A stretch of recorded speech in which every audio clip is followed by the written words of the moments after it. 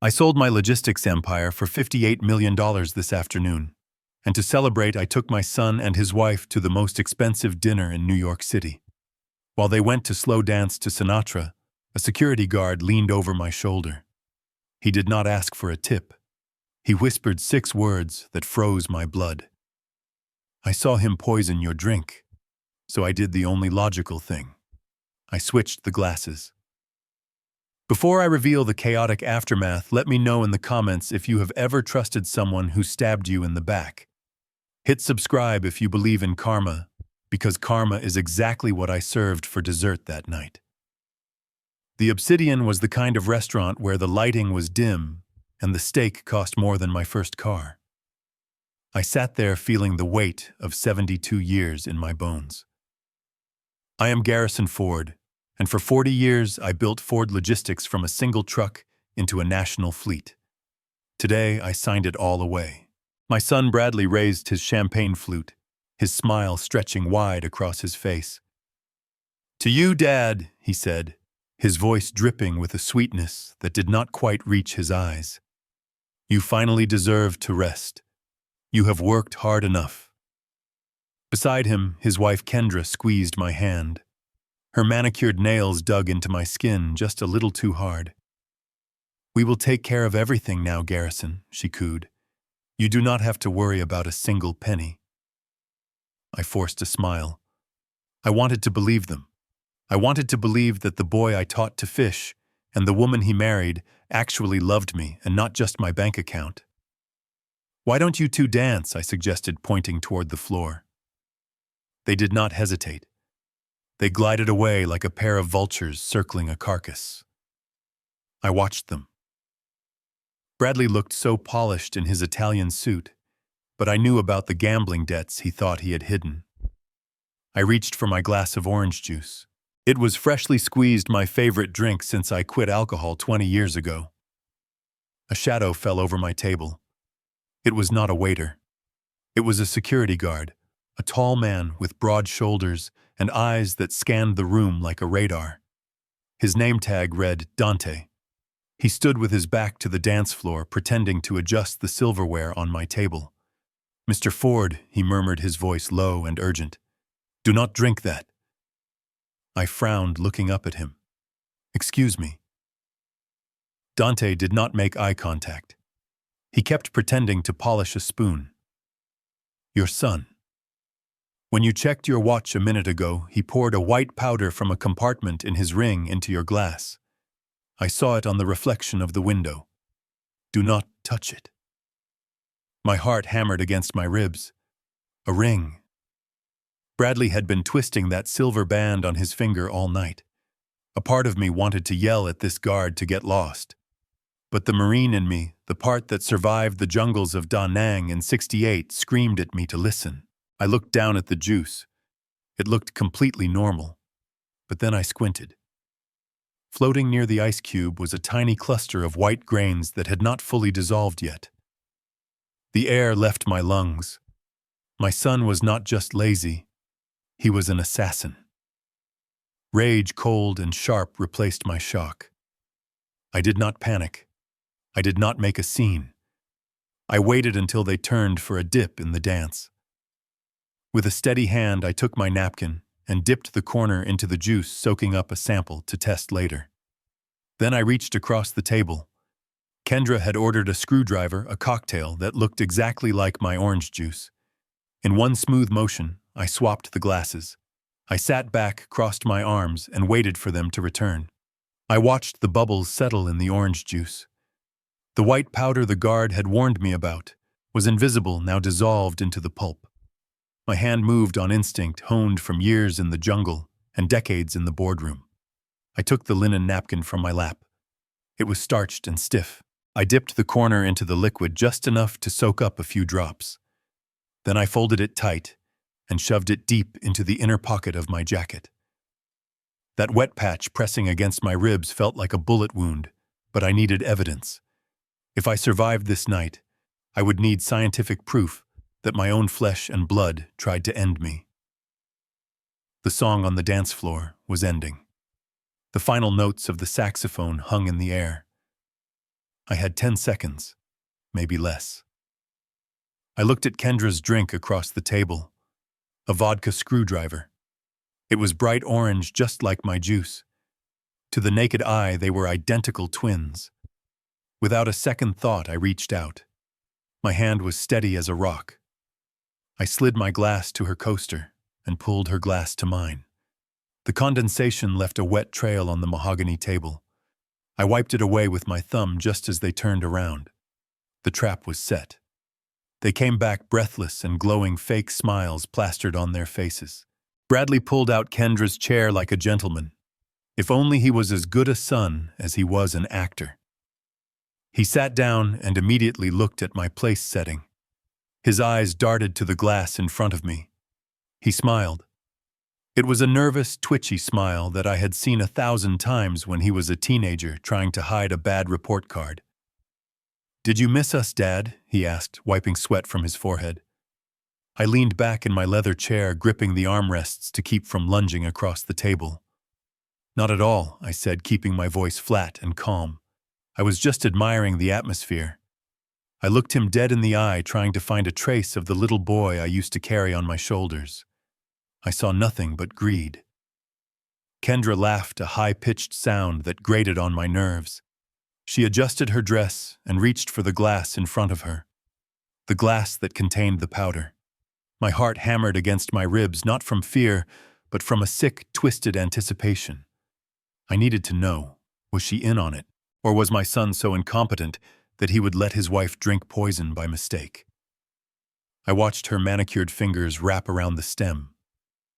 She lifted the glass. The ice cubes clinked softly. The rim touched her red lipstick. I did not move. I did not breathe. I just watched Bradley. He was busy checking a text message on his phone, completely oblivious. She tilted her head back.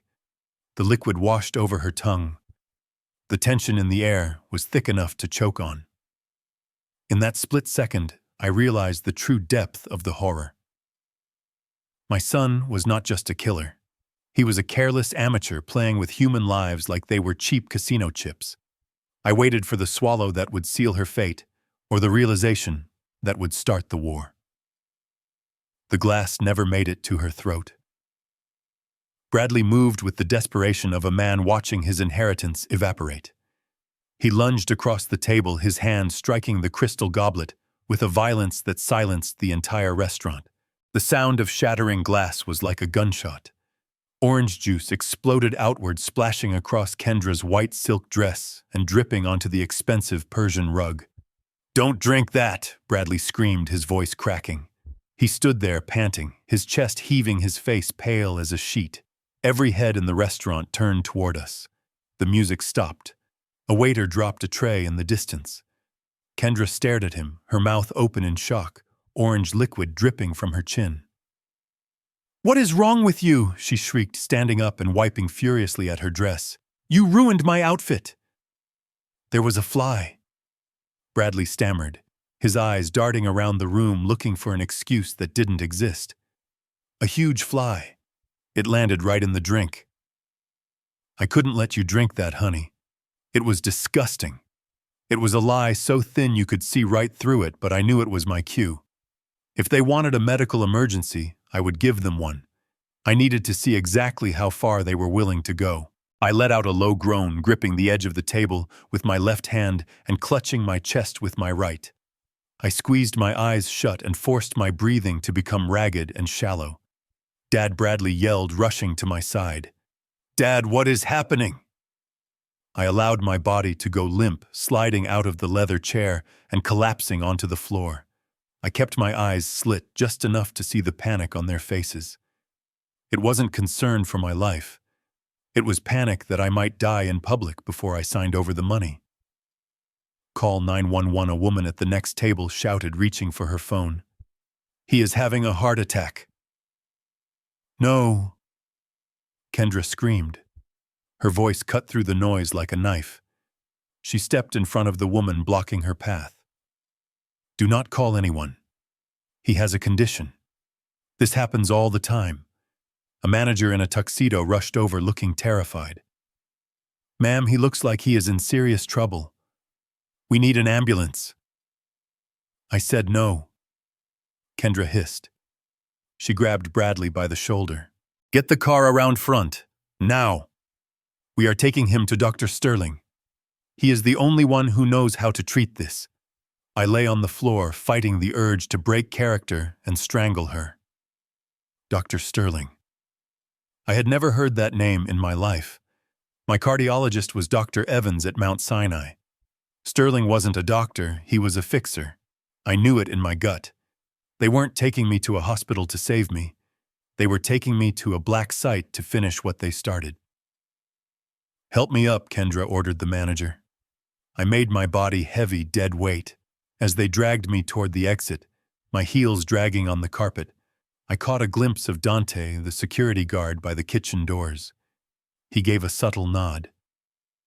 He knew. They shoved me into the back seat of Bradley's SUV. The leather smelled of cheap cologne and betrayal. As Bradley peeled out of the parking lot running a red light, I realized the terrifying truth. I wasn't a patient. I was a prisoner. And the real fight for my life had just begun. The rain hammered against the roof of the black SUV like bullets as we sped through the slick streets of Manhattan. I lay slumped against the cold leather of the back seat, my body swaying with every sharp turn Bradley made. I kept my eyes closed, breathing in a shallow rhythm, fighting the adrenaline that wanted to make me sit up and snap their necks. I had to play the part of the dying old man. I had to be the victim they thought they had created. From the front seat, their voices drifted back to me. Bradley sounded like he was on the verge of hyperventilating. His hands were gripping the steering wheel so hard I could hear the leather creak. You gave him too much. Kendra, he stammered, his voice shaking. Look at him, he is barely breathing. If he dies before we get to the clinic, we are finished. I do not want a murder charge. Kendra's voice was ice cold, sharp enough to cut glass. Stop whining, Bradley. I gave him the exact dose needed to simulate a cardiac episode, not kill him yet. We need him alive until Monday morning. Once he signs the irrevocable trust transfer, then he can have his tragic heart failure. Her words hit me harder than any physical blow. Monday morning. That was the deadline. I was not a father to them, I was a walking ATM that needed to be emptied before being discarded. The betrayal burned in my gut, hotter than the imaginary poison. I felt a vibration in my jacket pocket. My secondary phone. Not the one they knew about, but the encrypted line I kept for security contractors. I had to text Harper, my lawyer. I needed to activate the GPS tracker. I waited until the car hit a pothole, jostling us violently. I let my hand slide down my side, slipping into the pocket. My fingers brushed the cool metal. I did not need to look. I knew the keypad by heart. SOS, send.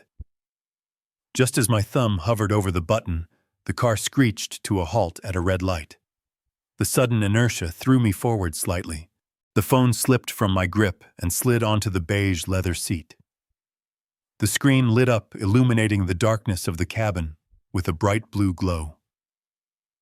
Dad, Kendra's voice came from right beside me. I had not heard her turn around. She lunged over the center console, her perfume suffocating me. She grabbed the phone before I could react. So you are awake, she whispered. She did not sound surprised, just disappointed. She looked at the screen, reading the unfinished message. You really are a stubborn old mule, aren't you? She rolled down the window. A gust of wet wind blew into the car. Without a second thought, she tossed the phone out into the pouring rain. I watched my lifeline bounce on the asphalt and disappear under the tires of a passing 18-wheeler. You really should not have done that, Garrison, she said, using my first name for the first time. Now you have no one coming to save you. Bradley, drive faster. The locks clicked.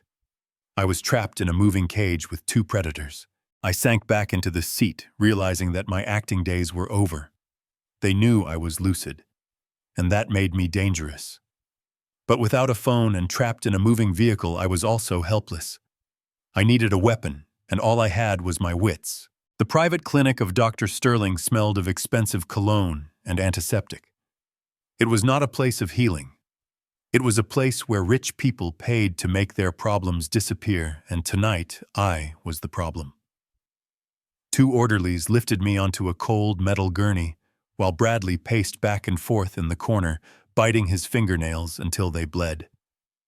Kendra stood by the door, her arms crossed, watching me with the cold detachment of a butcher eyeing a side of beef. Sterling entered the room. He was a small man with a fake tan and a smile that showed too many teeth. He checked my pulse not out of concern, but to calculate how much chemical cocktail I could withstand. His eyes met mine, and I saw no mercy there, only greed. "He is agitated," Sterling said, turning to the nurse. "Prepare 5 milligrams of vecuronium. It will paralyze his skeletal muscles but keep him conscious. We need him awake enough to sign the papers in the morning, but quiet enough that he does not cause a scene." My blood ran cold. Vecuronium. I knew that drug from my days in the service. It would turn my body into a prison, leaving my mind trapped inside, unable to blink or scream while they did whatever they wanted. The nurse nodded and moved to a stainless steel tray next to my head. She drew the clear liquid into a syringe and set it down next to a saline flush syringe they used for IV lines. They looked identical. This was my only chance. Bradley dropped his phone on the linoleum floor with a loud clatter. "I cannot do this, Kendra," he whined, his voice cracking. "What if he never wakes up?" Kendra spun around her heels, clicking sharply on the floor. She grabbed Bradley by the lapels of his jacket and shoved him against the wall. "You coward," she hissed. "Pull yourself together, or I will leave you to deal with your debt collectors alone." The nurse turned her head to watch the drama. It was a split second of distraction. A lifetime of training took over. My hand moved with the speed of a striking cobra.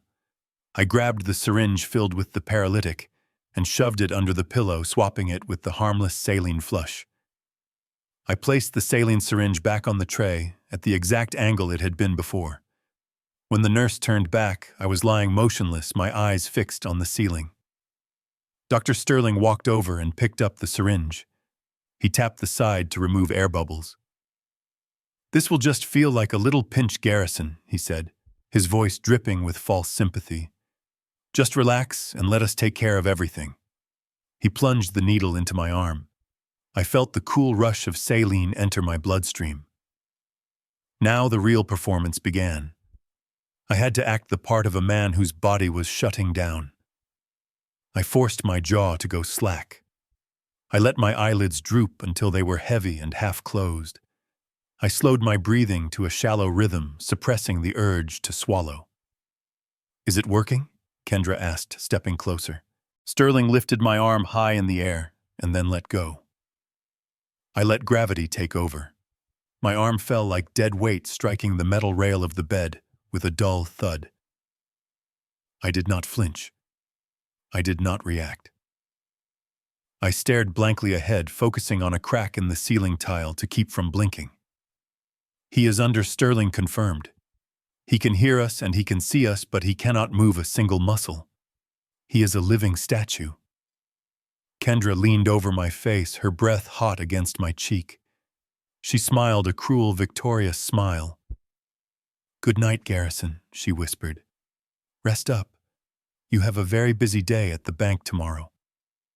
They left me alone in the dim light, thinking I was helpless. But under the sheets, my fist clenched tight. They had just made the biggest mistake of their lives. They thought they had paralyzed me, but they had only bought themselves a ticking time bomb. The room was a tomb of silence, broken only by the rhythmic beeping of the heart monitor next to my bed. I lay there staring into the darkness, my body rigid, my breathing shallow. I was a prisoner in my own skin, acting the part of a vegetable while my mind raced at 100 miles an hour. The heavy oak door creaked open, slicing a wedge of bright hallway light across the floor. 2 silhouettes stepped inside. I did not need to see their faces to know who they were. The smell of Bradley's nervous sweat and Kendra's overpowering Chanel perfume filled the air instantly. They did not whisper. Why would they? To them, I was just a piece of furniture, a sack of meat kept alive by machines and medicine. They stood at the foot of my bed, talking as if I were already in the ground. Are you sure he is out? Bradley asked, his voice trembling. He poked my foot through the blanket. He looks like he is staring right at us. He is gone, Bradley, Kendra replied, snapping her gum. The vecuronium shut down his motor functions. His brain is mush. Stop being such a baby and focus on the plan. We have 48 hours. I heard the rustle of papers being spread out on the small rolling table, usually reserved for hospital meals. Giovanni called again, Bradley said, and I could hear the terror in his throat. He said if he does not get the first installment of 10 million by Tuesday noon, he is going to start sending me pieces of myself in the mail. First a finger, then an ear. My internal temperature spiked. Giovanni. The name belonged to the head of the local crime syndicate, a man who ran underground gambling rings in Queens. So that was it. My son had not just made bad investments. He had gambled away his life, and now he was trading mine to save his own.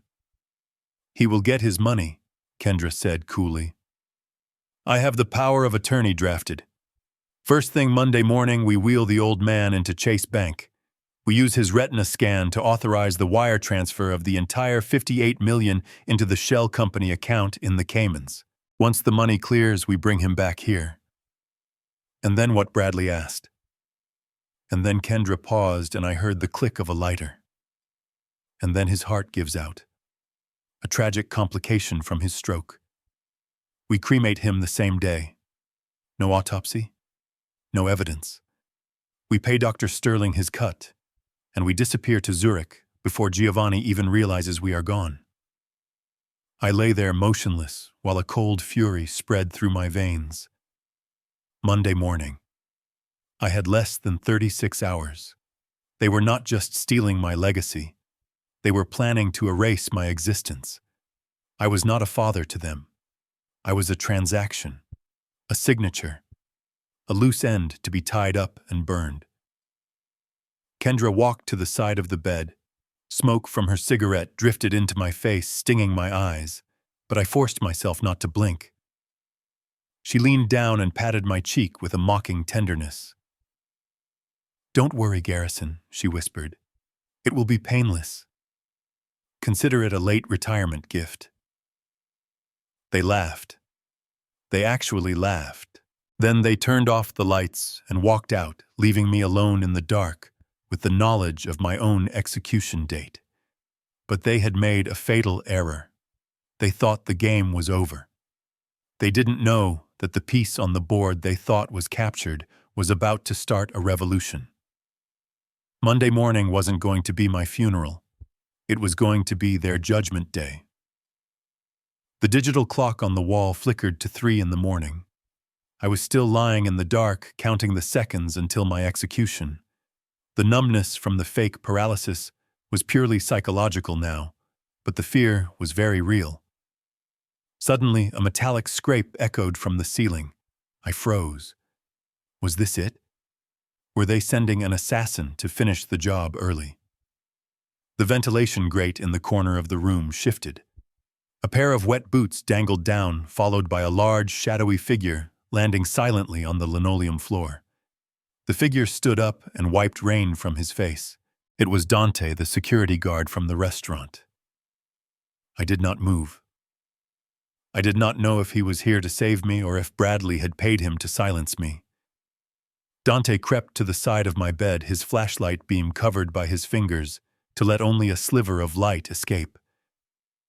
Mr. Ford, he whispered, his voice rough with urgency.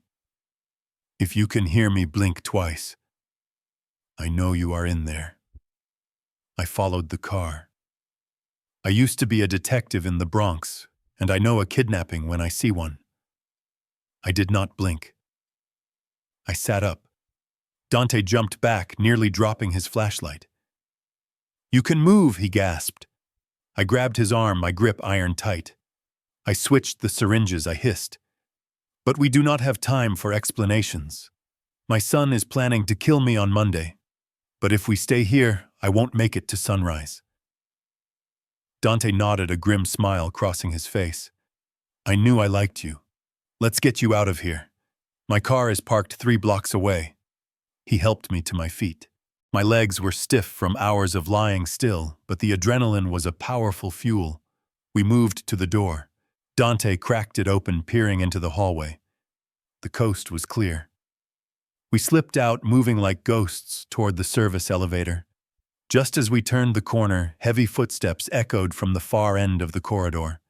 Beams of tactical flashlights cut through the gloom. Check every room, a deep voice commanded. Dr. Sterling says the old man might be faking it.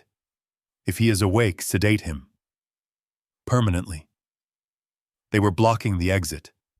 There was no way back to my room and no way forward to the stairs.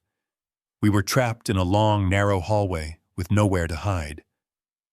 Dante grabbed my shoulder and pulled me toward a set of double doors marked with a biohazard symbol. We burst inside. It was not a closet. It was a temporary holding area for the deceased. The air was freezing cold and smelled of formaldehyde. In the center of the room stood a large stainless steel morgue cabinet used for transport. Get in, Dante whispered, pulling the handle of the bottom drawer. Are you crazy? I asked, staring at the dark metal coffin. It is the only place they won't look, he said, shoving me inside. I climbed into the cold steel tray, curling my body into a tight ball. Dante squeezed in beside me. It was a tight fit. He pulled the drawer shut just as the door to the room kicked open. Darkness swallowed us completely. I could feel Dante's heart beating against my back. Through the thin metal walls, I heard the heavy boots stomp into the room. It is empty in here, one guard grunted. His voice was so close he could have been standing right next to our heads. Check the vents, the other one said, and check the cabinets. My lungs burned. I held my breath. If they opened this drawer, we were dead men. The handle rattled. Someone was gripping it from the outside. I closed my eyes in the pitch black, preparing to fight for my life with nothing but my bare hands. The latch clicked. Light flooded the cramped steel drawer, blinding me for a split second. A face appeared in the opening, a generic hired thug with a shock of surprise in his eyes. He expected a corpse or an empty tray. He found a furious 72-year-old Marine. Before he could shout, I coiled my legs and unleashed a double kick straight into his chest. He flew backward, crashing into a rack of surgical tools with a deafening clatter. I scrambled out of the drawer, my joints screaming in protest, but my blood singing with adrenaline. The second guard fumbled for his taser, but Dante was faster. He slammed a heavy metal tray into the man's head, dropping him instantly. We ran. The corridor led straight to the loading dock, where the humid smell of rain mixed with the stench of medical waste. A box truck sat idling, its back doors open. Drive, Dante yelled, tossing me into the passenger seat, before jumping behind the wheel. He slammed the truck into gear, just as the door to the hallway burst open again. 3 more guards spilled out, guns drawn. Bullets pinged against the metal siding like angry hornets. Dante floored the accelerator. The truck roared, lurching forward with the grace of a dying elephant. We were not aiming for the exit ramp. We were aiming for the reinforced steel gate. Brace yourself, I shouted, gripping the dashboard. We hit the gate doing 40. Metal shrieked, tearing apart like paper. The truck shuddered violently, glass showering onto my lap, but we punched through, landing hard on the wet asphalt of the alleyway. We fishtailed onto the main avenue, merging into the chaotic rhythm of New York traffic. But the nightmare was not over. In the side mirror, I saw 2 black SUVs peel out of the clinic's driveway, their high beams cutting through the torrential downpour. They were not police. They were cleaners coming to wipe up a mess. Dante swerved across 3 lanes, cutting off a taxi. The heavy truck groaned under the strain. The SUV on our left pulled parallel to us. The window rolled down and I saw the glint of a suppressor. Get down, Dante screamed, jerking the wheel to the left. We sideswiped the SUV, slamming 5 tons of garbage truck into their expensive armor. The impact sent them spinning out of control across the slick road, crashing into a lamppost. I looked back, breathing hard. One down. But the second SUV was still on our tail, relentless and closing the gap. This was not a drive home. This was a war zone. The garbage truck rattled to a halt inside the cavernous darkness of the old warehouse on Pier 42. The engine sputtered and died, leaving us in a silence that was heavier than the storm raging outside. This place was a ghost from my past, a forgotten distribution center I had bought 20 years ago under a shell company name. To the world, it was an abandoned rust bucket. To me, it was the only sanctuary left. I groaned as I tried to climb down from the cab. My adrenaline was fading, replaced by the screaming pain in my joints and the deep bruising on my ribs where I had hit the dashboard. Dante was there in an instant. He didn't treat me like a fragile old man, but he offered his shoulder like a fellow soldier helping a wounded comrade. We limped into the small office at the back of the hangar. It smelled of dust and diesel, but it had electricity and running water. "Sit down," Dante ordered, pushing me onto a dusty leather sofa. He rummaged through a rusted metal cabinet and pulled out a first aid kit that looked like it hadn't been opened since the 90s. He poured rubbing alcohol onto a rag and pressed it against the cut on my forehead. The sting was sharp and grounding. It reminded me I was still alive. "We need to call the police," Dante said, reaching into his pocket for his burner phone. "We have enough evidence now. Attempted murder, kidnapping, the drugs in your system. We can have them in cuffs within the hour." I reached out and clamped my hand over his wrist. My grip was not as strong as it used to be, but my eyes were steady. "No police." Dante looked at me like I had lost my mind. "Mr. Ford, with all due respect, they tried to turn you into a vegetable. They are not going to stop. If we do not call the cops, we are just sitting ducks. If we call the police, they get lawyers," I said, my voice raspy but cold as steel. "They get bail. They get plea deals. Bradley will cry in front of a jury and say he was manipulated. Kendra will play the victim. They might spend a few years in a minimum security prison playing tennis." That is not justice, Dante. That is a slap on the wrist. I stood up, ignoring the pain shooting through my back. I walked to the dirty window, looking out at the rain lashing against the corrugated metal. I built an empire from nothing. I raised that boy. I gave him everything. And he looked me in the eye and tried to erase me. You do not discipline a dog that bites by petting it. You have to break it. Dante lowered the phone. "So what is the plan?" I turned back to him. "The plan is to let them think they have won. We let them walk into that bank on Monday morning. We let them think they are kings of the world. And then, when they are standing on the precipice, we push them off. I am not going to send my son to jail, Dante. I am going to destroy his world completely. I am going to teach him the one lesson I forgot to teach him when he was a child. Actions have consequences." I walked over to a loose floorboard in the corner of the room and pried it open. Underneath lay a waterproof box containing cash and surveillance equipment I had stashed years ago. I pulled out a laptop and a fresh set of clothes. "Tonight, we are not victims," I said, tossing a stack of bills to Dante. "Tonight, we are the hunters. Get some rest, son. Tomorrow we go back into the fire." The warehouse office was illuminated by a single flickering bulb that cast long, dancing shadows against the peeling paint of the walls. I sat at the rusted metal desk, my hands trembling, not from age or cold, but from the terrified anticipation of what I was about to find. In front of me lay the linen napkin, stiff with dried orange juice and a field testing kit I had pulled from the security supplies. It was an old kit, the kind we used to test drivers for substances back when I ran the logistics fleet, but chemicals do not lie. Dante stood by the door, watching the rain relentlessly assault the corrugated steel roof. He respected my silence.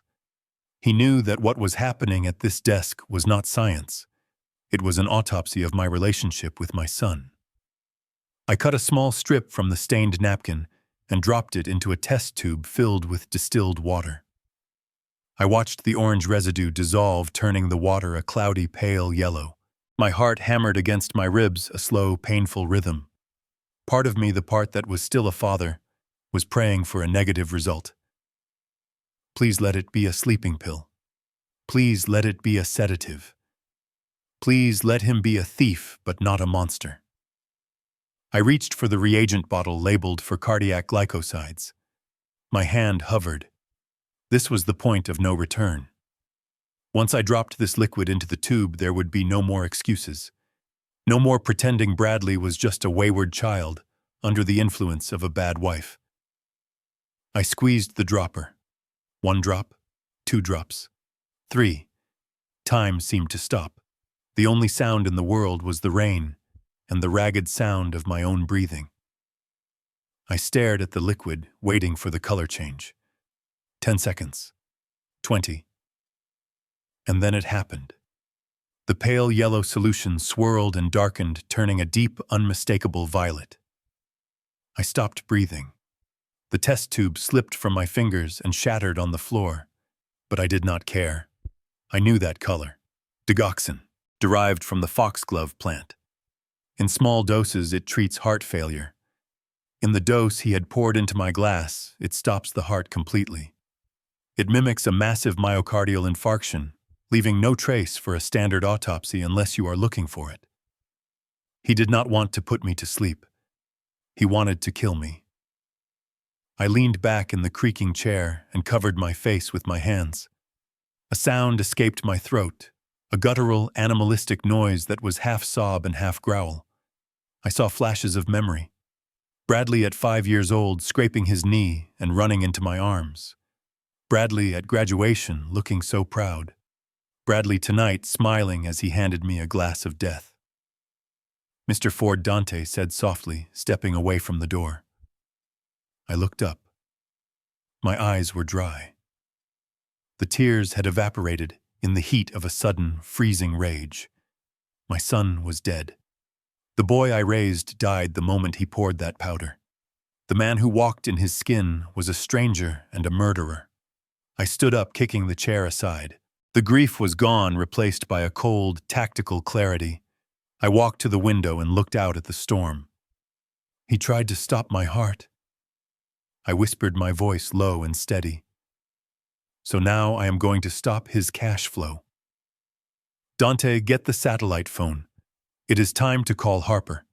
We are going to freeze their world until they burn. Dante handed me the satellite phone. It was a heavy brick of a device, military grade and completely untraceable. I stepped into the corner of the office, away from the window, where the storm was still battering the glass. My fingers dialed the number I had memorized decades ago. It rang once. Harper speaking. His voice was crisp, alert, even at this ungodly hour. He was the only lawyer in New York who valued loyalty over billable hours.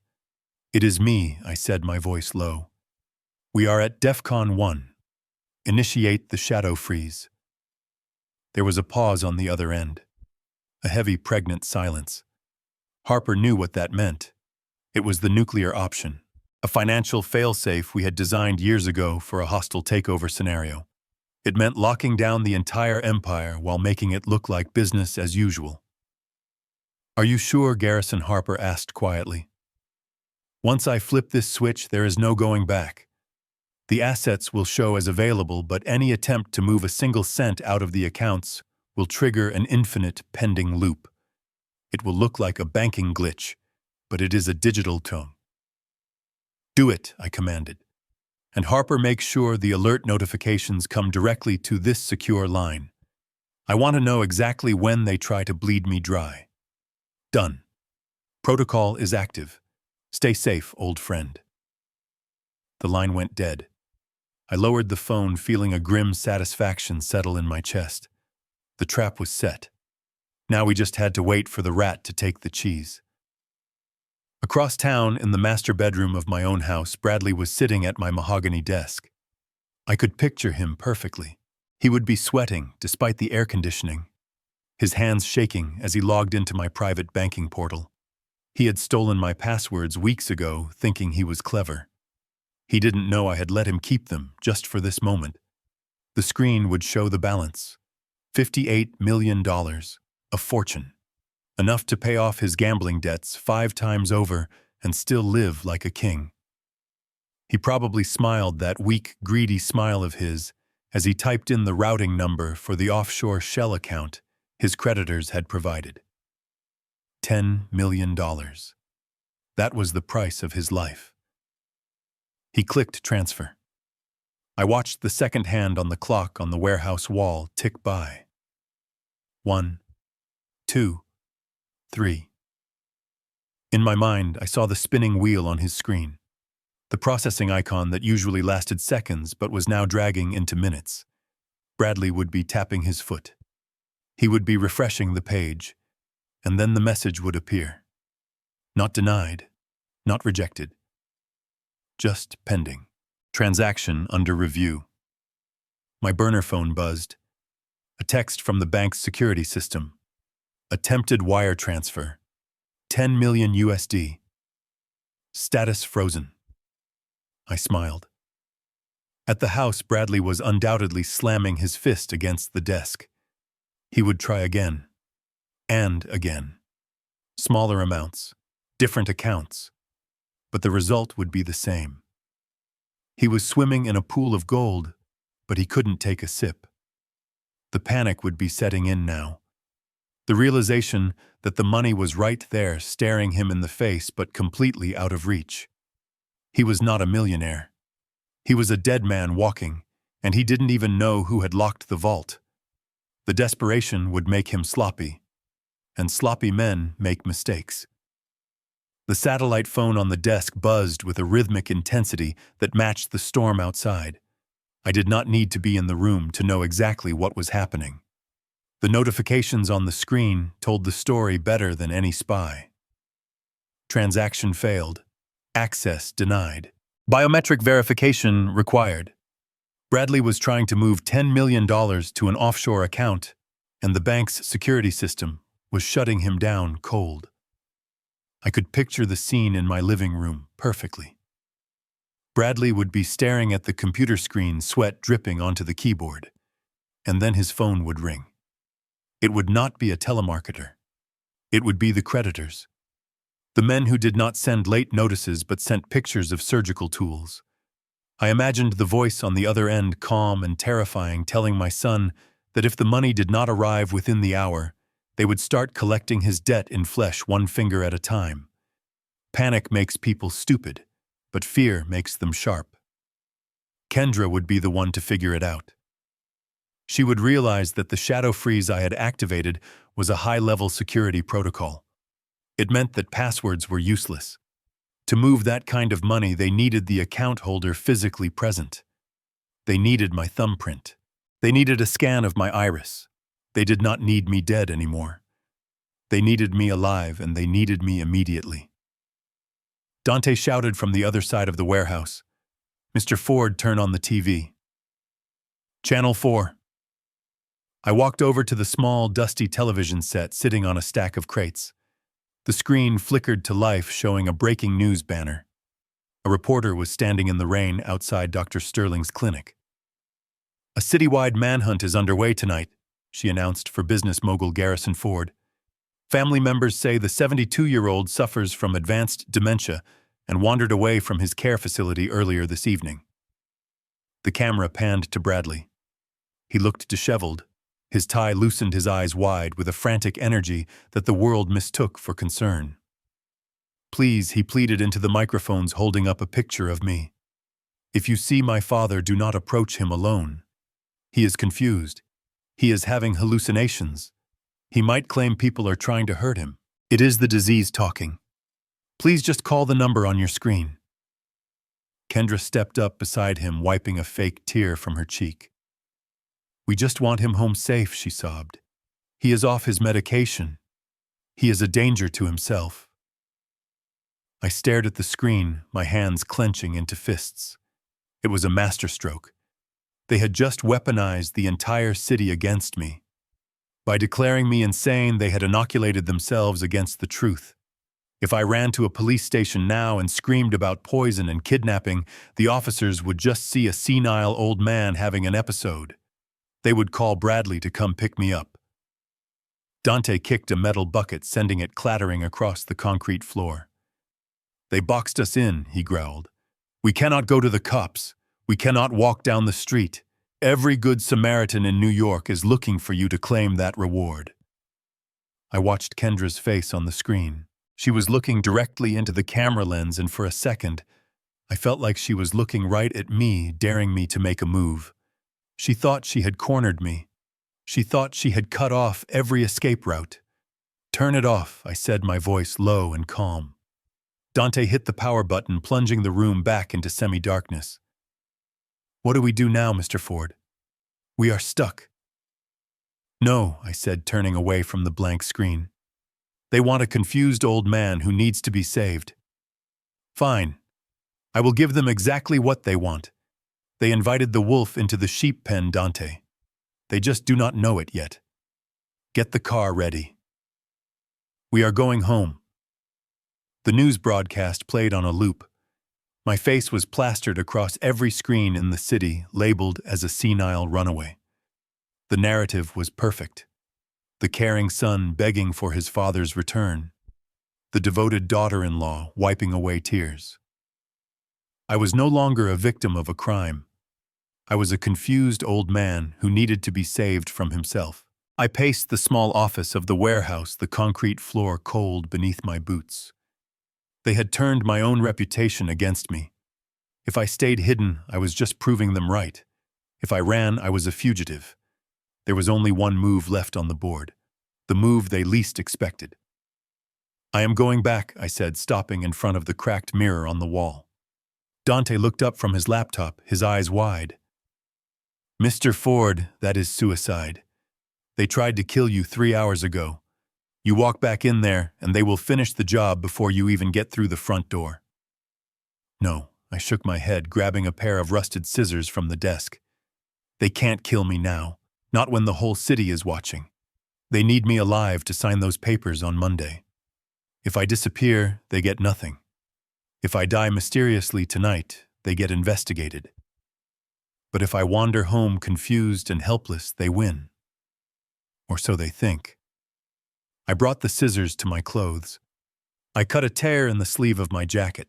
Then I ripped the hem of my pants. I rubbed dirt from the floor onto my face and hands. I messed up my hair until I looked exactly like the man they described on TV. A broken, lost old soul. "You want to play the part?" Dante asked, standing up slowly. "I am going to win an Oscar for this," I growled. "I need to get back inside that house. I need access to Kendra's computer. I need to know where the money is really going, and I need to record them admitting to the plan." Dante grabbed my shoulder. "Garrison, listen to me. This is not a boardroom. These people are desperate. If they sense even for a second that you are lucid, then you better be ready to kick down the door," I interrupted. I pulled the small tracking device from the spy kit and slipped it into the lining of my boot. "I will keep this on. If my heart rate spikes, or if I stop moving for more than 10 minutes, you call Harper and you bring the cavalry." Dante sighed, shaking his head, but he knew I was right. It was the only way to get the undeniable proof we needed.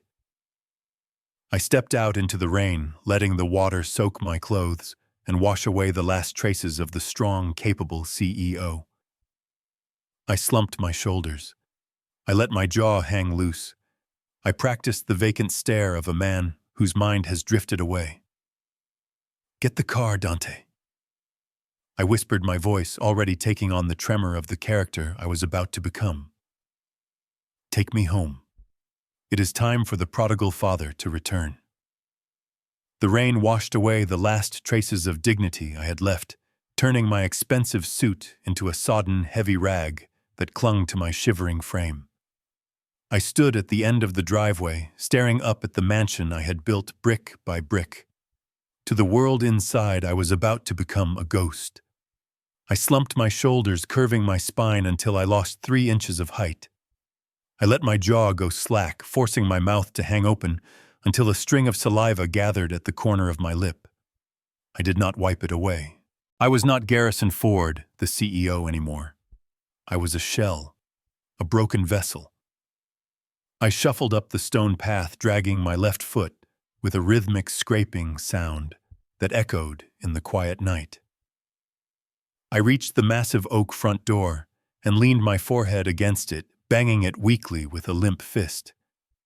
When the door opened, warm light spilled out, blinding me for a second. Kendra stood there holding a glass of red wine. Her eyes widened. For a split second, I saw genuine fear before it hardened into that familiar icy calculation. "Bradley," she screamed over her shoulder, not taking her eyes off me. "Get down here." He came back. I stumbled into the foyer, dripping muddy water onto the pristine marble floor. I looked around with wide, empty eyes, pretending to see things that were not there. "The bus," I mumbled, my voice cracking and high-pitched. "I missed the school bus, Mom. Is dinner ready?" Bradley came running down the stairs, his shirt untucked, his face pale. He stopped dead when he saw me. He looked at my wet clothes, my vacant stare, and the drool on my chin. He let out a breath that sounded like a sob. "Oh my God," he whispered. "The drugs. They fried his brain. He thinks he is a child." Kendra did not look relieved. She walked around me slowly like a shark circling a wounded seal. She leaned in close, sniffing the air around me, looking for a wire, looking for a sign of deception. I stared right through her, focusing on a speck of dust on the chandelier. "I do not know, Bradley," she said softly, taking a long drag from her slim cigarette. "This seems too convenient. 1 minute he is missing, the next he wanders home just in time for the bank transfer." "He is gone, Kendra," Bradley argued, walking over to grab my arm. "Look at him. He is not in there anymore." "Dad? Dad, can you hear me?" I giggled, a hollow, senseless sound. "I like the blue one," I said, pointing at a vase that was clearly red. Kendra narrowed her eyes. Her face twisted into a mask of cruelty. She took another drag of her cigarette, the cherry glowing a bright, angry orange. "Let's make sure," she hissed. She reached out, and without a shred of hesitation, pressed the burning tip of the cigarette into the back of my hand. The pain was instantaneous and blinding. It felt like a white-hot nail being driven into my skin. The smell of singing hair and burning flesh drifted up to my nose. Every nerve ending in my body screamed at me to recoil, to slap her, to roar in anger. My heart hammered against my ribs, threatening to explode. But the Marine in me took control. I locked my muscles. I disconnected my mind from my hand. I did not blink. I did not flinch. I did not stop giggling at the red vase. She held the burning ember against my skin for 3 agonizing seconds. 1, 2, 3.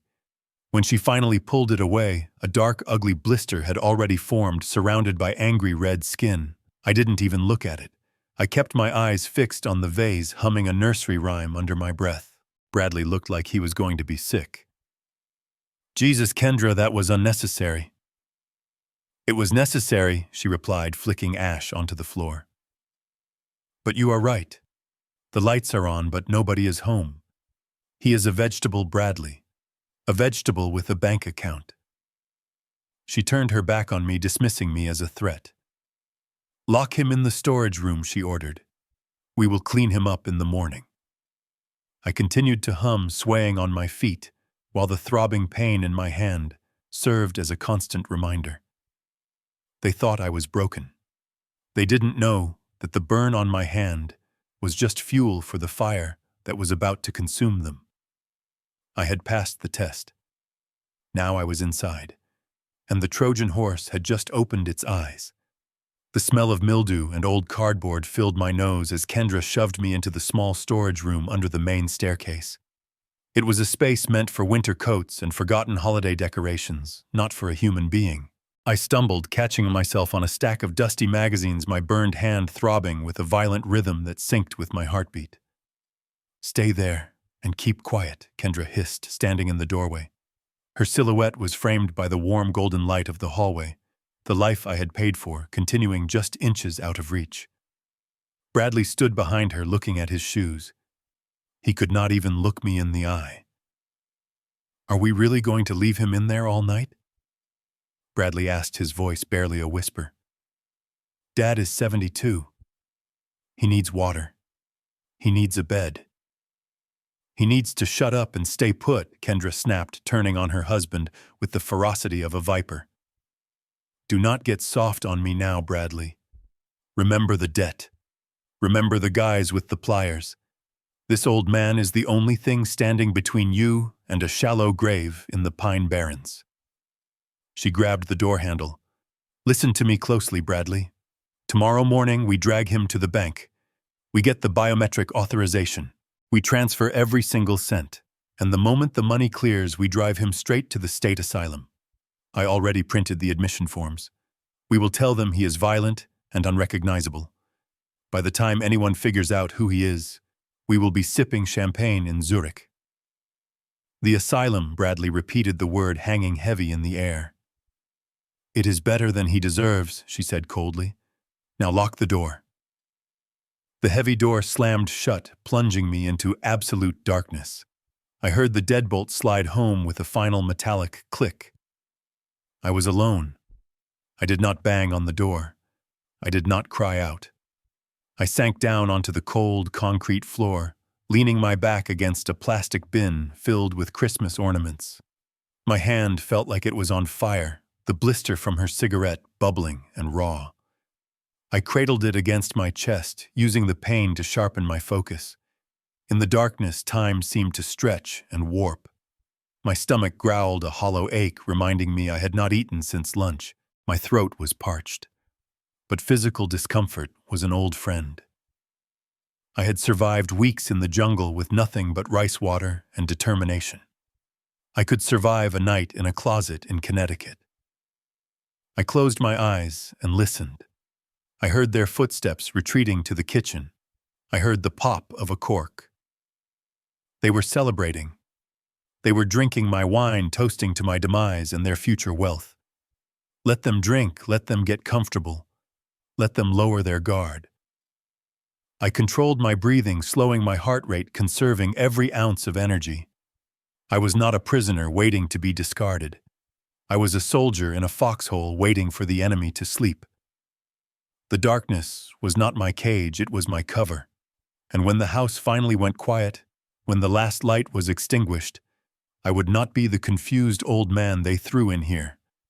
I would be the nightmare they never saw coming. I waited for the silence.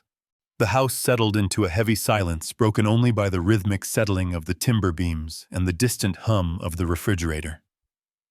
I waited until the grandfather clock in the hall chimed 2 in the morning before I made my move. The lock on the storage room door was a simple interior privacy latch meant to keep children out, not a former Marine. I found a wire hook from a dusty Christmas wreath and straightened it with my good hand. The burn on my other hand throbbed in time with my pulse, a constant angry reminder of why I was doing this. I slid the wire into the keyhole. It took me less than 10 seconds. The tumblers clicked and the door swung open silently. I stepped out into the hallway, moving like smoke. The marble floor was cold against my bare feet, but I made no sound. I was a ghost in the house I had paid for, creeping past the portraits of the family that was trying to kill me. I headed straight for the study. It used to be my sanctuary, a place of leather books and cigar smoke. Now it was Kendra's command center. The air inside smelled of her perfume and ambition. I moved to the desk and woke up her laptop. It was password protected, of course, but I didn't need her password. I pulled an encrypted USB drive from my pocket, the one Dante had prepared for me at the warehouse. I plugged it in. The screen flickered as the brute force software went to work bypassing her security protocols and installing a mirror program. A progress bar appeared on the screen. 10%, 20%. It was moving agonizingly slow.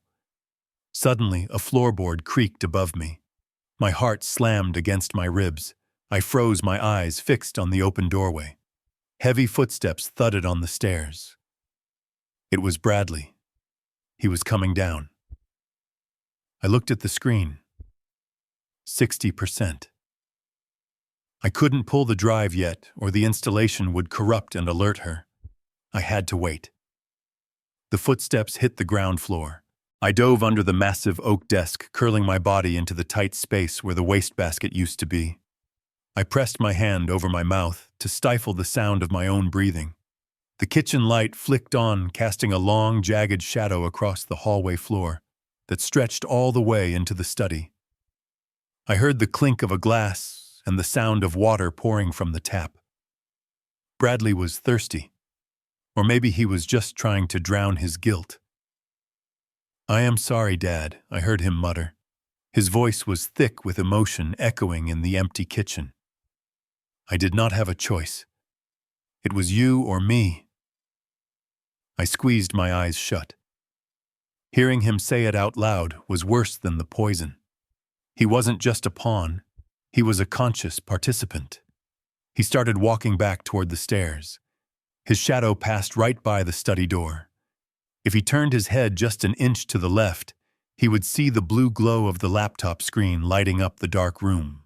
I tensed my muscles, ready to spring out and silence him if I had to. I prepared myself to attack my own son. But he didn't look.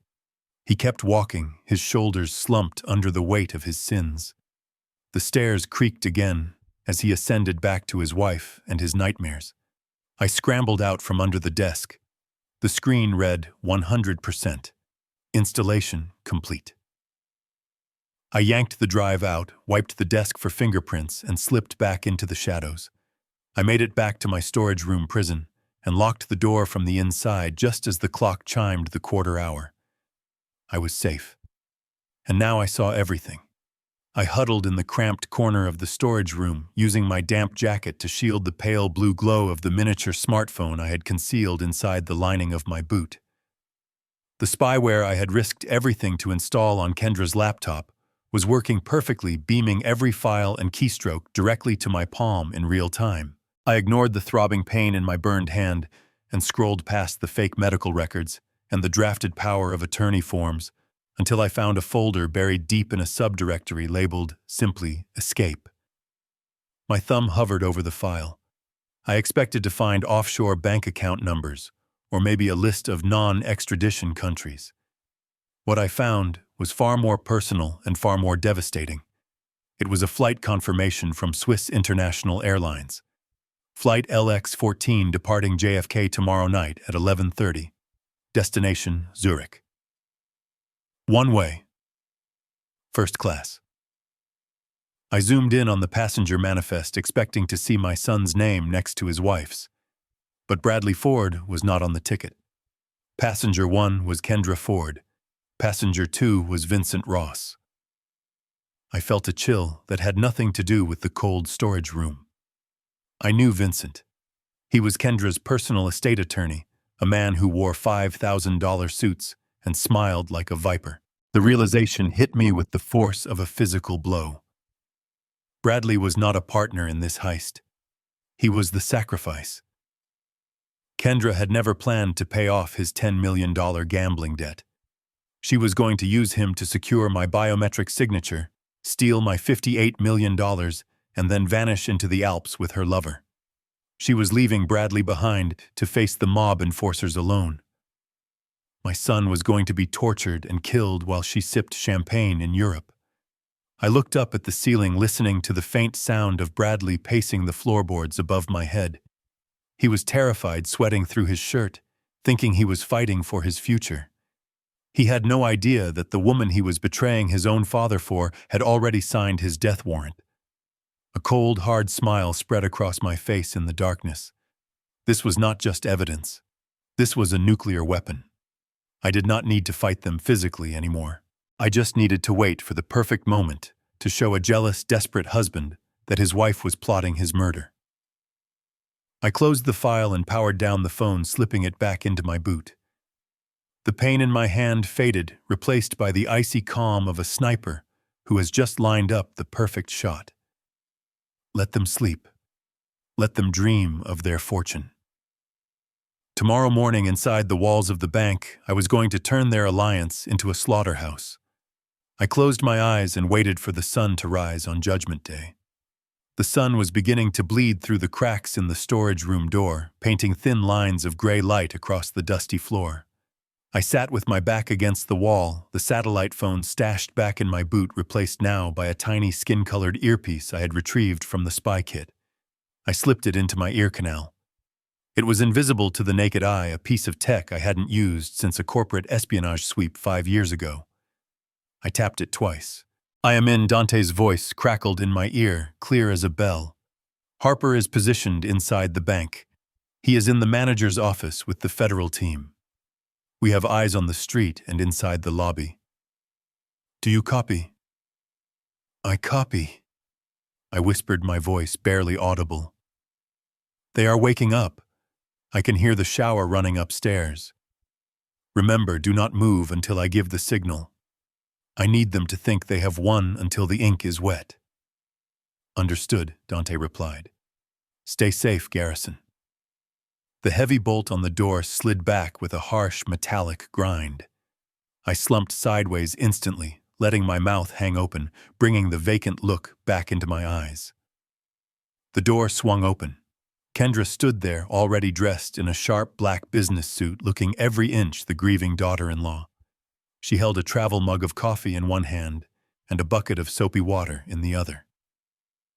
"Rise and shine, sleeping beauty," she said, kicking my leg with the toe of her designer heel.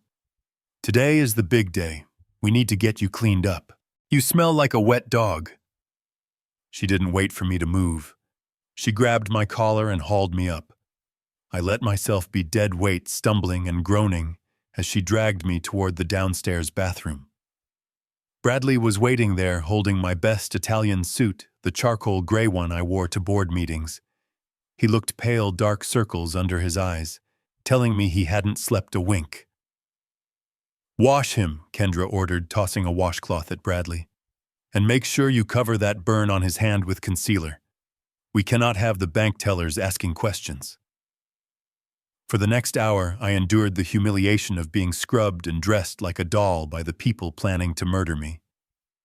I stood passive as Bradley tied my tie, his hands shaking so badly he had to redo the knot 3 times.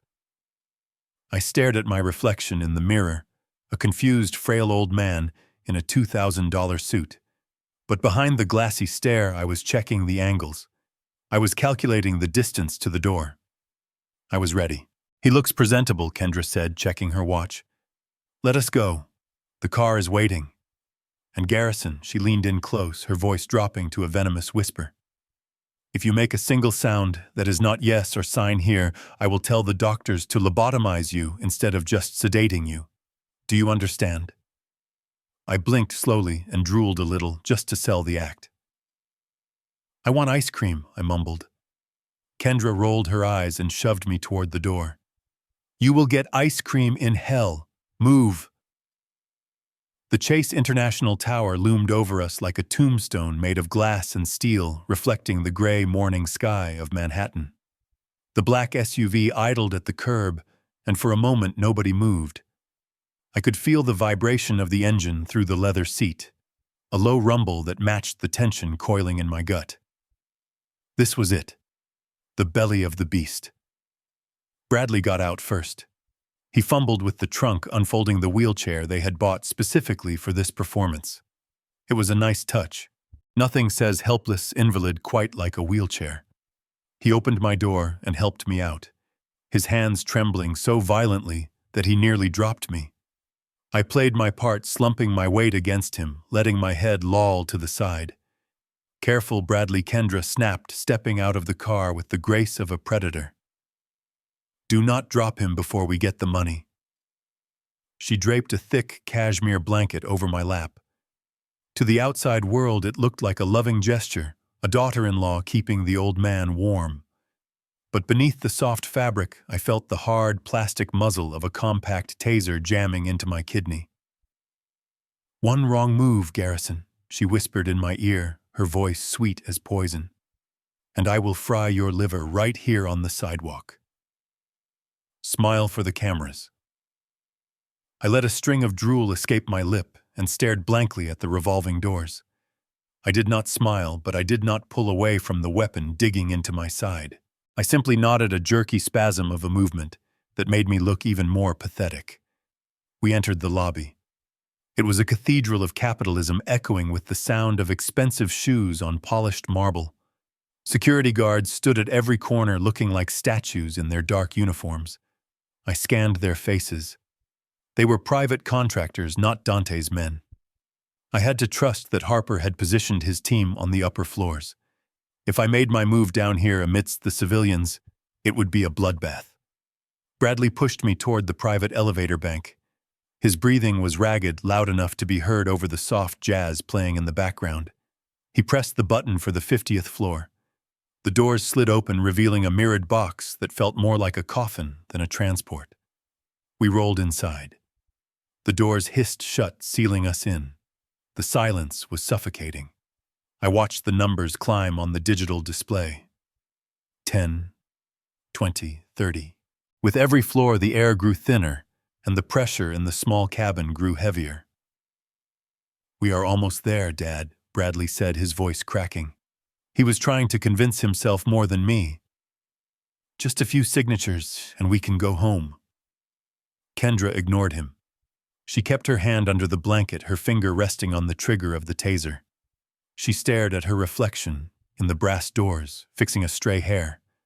She looked calm, composed, and completely, utterly soulless. She had no idea that she was trapped in a box with the man who was about to destroy her. The elevator pinged softly as we hit the 50th floor.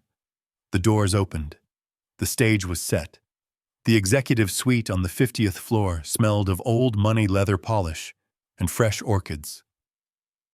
It was a room designed to intimidate, designed to remind you that you were small and the bank was a giant. I had sat at this mahogany table 100 times before negotiating mergers that changed the landscape of American shipping.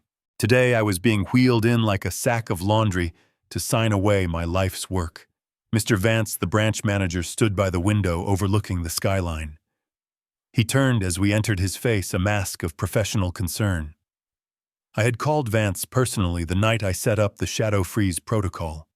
He knew exactly what was happening. He knew that the man in the wheelchair was not a vegetable but a shark waiting to bite. He played his part perfectly. "Mr. Ford," he said, walking over with his hand extended. "It is good to see you again, sir, even under these difficult circumstances." Kendra cut him off before he could finish. She stepped in front of the wheelchair, blocking his path. "Let's skip the pleasantries, Mr. Vance. My father-in-law is not feeling well. We need to execute the transfer immediately so we can get him back to his medical facility." Vance looked at her, then at Bradley, who was wiping sweat from his upper lip with a handkerchief. "Of course, Mrs. Ford. We have the paperwork ready.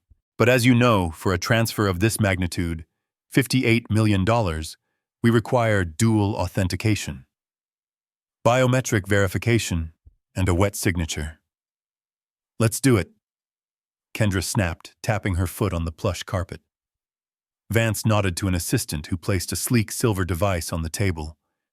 It was a retinal scanner. "Mr. Ford," Vance said, leaning down to my level, "I need you to look into the lens. Keep your eyes wide open." Kendra leaned down, her breath hot against my ear. Her hand under the blanket tightened on the taser. "Look at the machine, Garrison," she whispered. "Do it, or you will regret it." I slowly lifted my head, playing the part of the confused old man obeying a command. I leaned forward. The machine hummed. A beam of green light scanned my left eye. I held my breath. This was the key. Once the machine confirmed my identity, the shadow freeze would technically lift, allowing the funds to be accessed pending the signature. I had to let them think the door was open. The machine beeped a cheerful melodic sound. Identity verified. Garrison Ford. Bradley let out a long, shuddering breath. "It is done," he said, his voice trembling with relief. "The money. It is unlocked." "Not yet," Vance said calmly. He slid a thick document across the polished wood. It was the irrevocable trust transfer. The final nail in my coffin. He placed a heavy gold fountain pen on top of the paper. "We just need his signature here on the bottom line," Vance said. "Once the ink hits the paper, the funds will be wired to your account in the Caymans instantly." Kendra grabbed the pen and jammed it into my trembling hand. "Sign it," she ordered. I looked at the paper. Then I looked at Bradley. Then I looked at Kendra. I gripped the pen, my hand shaking not from age but from the sheer force of the rage I was suppressing. I was about to sign something, all right, but it wasn't going to be my name. The heavy gold fountain pen felt cold and foreign in my fingers, like a weapon I had forgotten how to use. The nib hovered over the signature line, trembling with a violent rhythm that shook my entire arm. To the vultures watching me, it looked like the frailty of a dying man. But it was not weakness. It was the vibration of a coiled spring ready to snap. Kendra leaned in so close that her hair brushed against my cheek. Her perfume was suffocating, masking the scent of her desperation. She pressed the taser harder into my side, a sharp, painful point of pressure against my ribs hidden beneath the cashmere blanket. "Sign it, old man," she hissed, her voice barely a breath, a secret just between the executioner and the condemned. "Sign it, or I swear to God I will burn your nerves until you are screaming on this floor. Do it now." I looked down at the paper. The letters swam before my eyes. Irrevocable transfer. Total liquidation. It was a death certificate disguised as a bank form. I took a deep breath, inhaling the scent of the money they wanted so badly. I pressed the pen to the paper. The ink flowed black and smooth. I did not write a G. I wrote a T. A sharp, jagged vertical line. Bradley leaned forward, his eyes bulging out of his head. He was sweating profusely. "What is he doing?" he whispered, his voice high and panic-stricken. "That is not his name." I kept writing. R.A.P. Trap. I stared at the word. It was the most beautiful thing I had ever written. With a sudden flick of my wrist, I launched the heavy gold pen across the room. It spun through the air and clattered against the far wall, leaving a splatter of black ink on the pristine wallpaper, like a gunshot wound. Kendra gasped, pulling back in shock. "What the hell is wrong with you?" she shrieked, reaching for the taser under the blanket. But she was too slow. I gripped the armrests of the wheelchair. I did not struggle. I did not falter. I exploded upward with the explosive power of a man who has been holding his breath for 24 hours. I kicked the wheelchair backward with my heel, sending it crashing into the mahogany conference table with a deafening crack of wood and metal. I stood tall, my spine straightening to its full 6'2" height. The stoop was gone. The tremors were gone. The drool was gone. I adjusted my tie with a slow, deliberate motion and brushed the imaginary dust from my lapels. The room went dead silent. The only sound was the hum of the air conditioning and the terrified breathing of my son. Bradley fell back into his chair, his face draining of all color, turning a sickly shade of gray. "Dad," he stammered, his voice small and terrified. "You can stand." I turned to look at him. My eyes were clear and cold, sharp as diamonds. "I am not just standing, son," I said, my voice booming in the silent room, no longer a rasp, but a command. "I am rising. You wanted my signature. You just got my verdict." Kendra stared at the word on the paper, then back at me, her mouth working silently, like a fish out of water. "Trap," she whispered, realizing too late that the cage door had just slammed shut behind her. The air in the room shifted instantly from a business transaction to a judgment hall. I took a step forward, and for the first time in his life, I saw my son look at me with true terror. Bradley looked at me like I was a corpse that had just climbed out of a grave to drag him back down with me. His mouth hung open, and his skin was the color of old ash. He tried to speak, but only a strangled squeak came out. He gripped the edge of the conference table so hard his knuckles turned white. The illusion of the powerful air crumbled instantly, leaving behind a terrified child who had been caught with his hand in the cookie jar. I unbuttoned my jacket and smoothed out the wrinkles on my shirt. I looked at them with a mixture of pity and disgust. "Did you really think it would be that easy?" I asked, my voice filling the room with a calm, terrifying authority. "Did you really think you could drug a man who survived the Tet Offensive and just roll him into a bank like a sack of potatoes? You forgot who I am. You forgot that I built this world you are so eager to steal." "The play is over," I declared, my voice dropping an octave. "The curtain has fallen, and there will be no applause." Kendra was the first to snap out of the shock. Her predatory instinct kicked in, overriding her fear. Her face twisted into a mask of pure, unadulterated hate. She didn't care about the money anymore. She just wanted to hurt me. She reached into her blazer pocket, her hand diving for the compact taser she had threatened me with in the elevator. "You senile old bat!" she shrieked, her eyes wild. "I will finish this myself." She pulled the weapon free, the black plastic gleaming under the fluorescent lights. She lunged at me, her finger tightening on the trigger. Bradley screamed something incoherent, shielding his face, but she never reached me. The quiet, unassuming bank clerk who had been standing in the corner holding a tray of water bottles moved with a speed that defied physics. He covered the 10 feet between them in a blur of motion. Before Kendra could extend her arm, he was there. He grabbed her wrist with one hand and twisted it sharply. There was a sickening pop of cartilage followed by a scream that echoed off the glass walls. The taser clattered uselessly onto the carpet.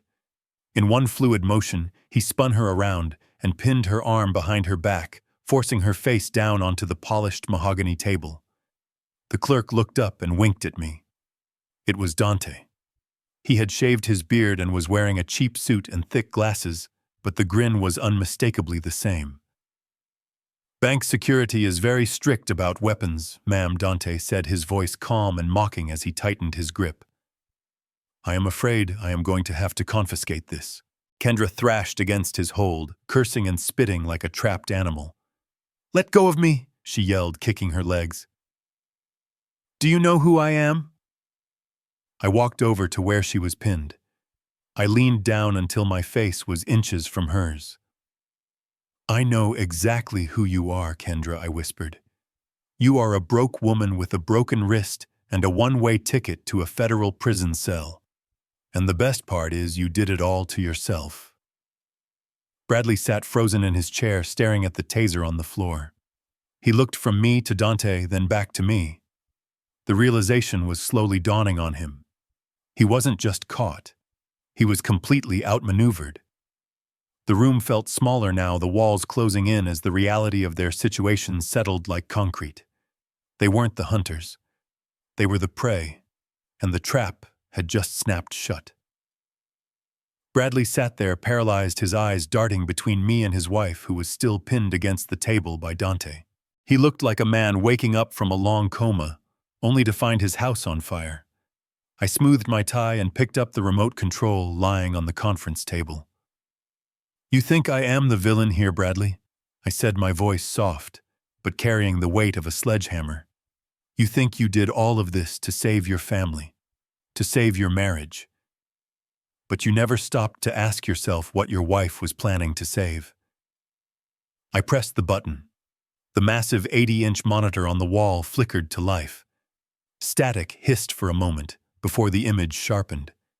It was a recording taken from the camera I had installed in the study the night before. The angle was high, looking down at Kendra as she paced the room talking on her phone. The audio was crystal clear, amplified by the bank's surround sound speakers. "Vincent, are the tickets ready?" Kendra's recorded voice echoed in the room. Her tone was light, almost giddy. "Yes, first class, one way." Bradley stared at the screen. "That is Vincent," he whispered. "That is her lawyer." On the screen, Kendra laughed. "Oh, don't worry about Bradley. He is staying here. I am leaving him as a parting gift for Giovanni and his debt collectors. By the time they start breaking his legs, we will be sipping martinis in Zurich. He is useless, Vincent. A pathetic gambling addict. I just needed him to roll the old man into the bank. Once the money is mine, he is dead weight. The recording cut to black, but the silence that followed was louder than any scream. Kendra stopped struggling against Dante's grip. She went limp, realizing that her exit strategy had just been broadcast in high definition. She turned her head slowly to look at Bradley. Her eyes were not apologetic. They were cold and defiant. Bradley stood up. He did not look like my son anymore. He looked like a wounded animal. His face twisted into a rictus of pure, unadulterated hate. His hands curled into claws. "You are going to leave me to die!" he screamed, his voice breaking into a sob. "I sold my father for you. I almost killed my own father for you. And you were going to leave me to be butchered." "Bradley, wait," Kendra started to say, but it was too late. He launched himself across the room. He didn't care about the security guards. He didn't care about the cameras. He crashed into Dante, pushing him aside just to get to her. He grabbed Kendra by her hair and slammed her back against the wall. "You traitor!" he shrieked, spitting in her face. "You used me!" They tore at each other right there on the plush carpet of the executive suite. It was a pathetic, vicious display. Two wolves who had run out of sheep turning on each other. Kendra scratched his face, drawing blood. Bradley shook her, violently screaming obscenities. It was ugly. It was raw. And it was exactly what they deserved. I stood back and watched, my arms crossed. I did not intervene. I let them destroy each other. I let them show the world exactly who they were. This was not a family. This was a nest of vipers, and finally, the venom was going where it belonged. Dante stepped back, adjusting his glasses, and looked at me. I gave a small nod. Let them fight for a minute longer. Let the hatred burn itself out. This was the true face of greed, stripped of its masks and its lies. "Enough," I shouted, my voice cutting through their screams like a thunderclap. The bank security guards finally stepped in, pulling Bradley off his wife and dragging them to opposite sides of the room. They stood there, panting, bleeding, disheveled, the picture of ruin. Bradley wiped blood from his lip and looked at me with wild, desperate eyes. "Dad." He choked out, tears streaming down his face, mixing with the blood. "You do not understand. They were going to kill me. Giovanni. He said he would cut me into pieces. I had to do it. It was $10 million or my life. You have to believe me." I looked at him with a heavy sadness that felt like a stone in my chest. $10 million. That is the price you put on my head. That is the price of your soul. I walked back to the head of the table and pointed the remote at the screen again. "You were so busy being afraid, Bradley, that you forgot who your father is. You forgot that I ran logistics for this city before you were born. You think I did not know about your gambling. You think I did not know about Giovanni." I pressed the button. The image of Kendra's betrayal vanished, replaced by a shaky handheld video feed. It was footage Dante had filmed just an hour ago from the dashboard of his car. It showed a warehouse by the docks, the same docks where I had spent the night planning my revenge. Rain was pouring down in sheets. Blue and red lights flashed against the wet pavement, reflecting in the puddles. Men in windbreakers, with those 3 yellow letters, FBI, on their backs, were marching a line of handcuffed men into a transport van. They were soaked, miserable, and completely neutralized. And there, in the middle of the line, head bowed, looking small and defeated, was a man in a silk suit. Giovanni. Bradley stared at the screen, his knees shaking so hard he could barely stand. "That is him," he whispered, his voice trembling. "That is Giovanni. He is not coming for you, son," I said, my voice quiet but filling every corner of the room. "He and his entire crew were picked up 40 minutes ago. Racketeering, extortion, attempted murder. They are going away for a very long time. You were never in danger. Not really.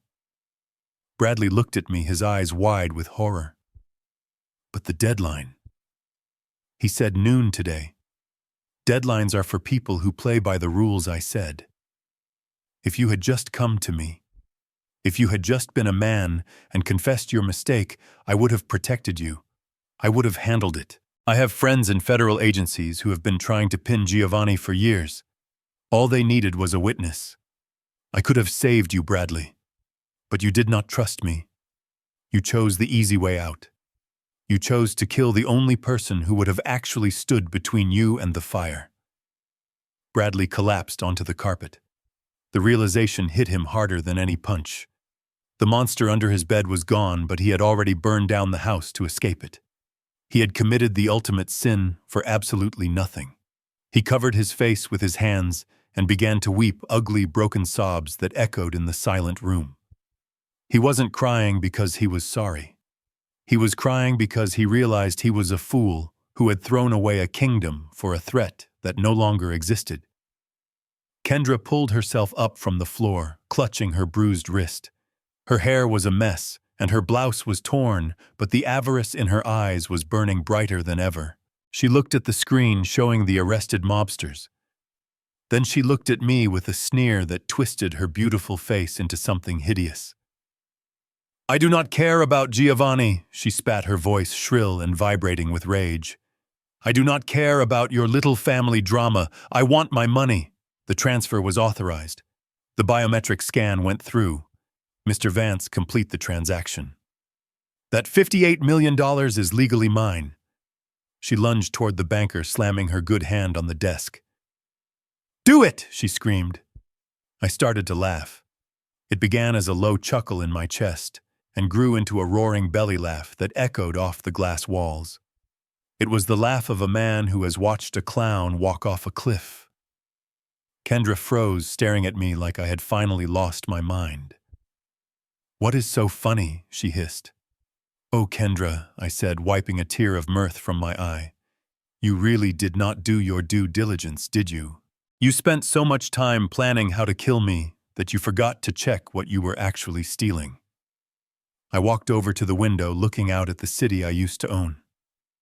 Ford Logistics does not have $58 million. Ford Logistics does not have 58 cents. The company went bankrupt 14 months ago.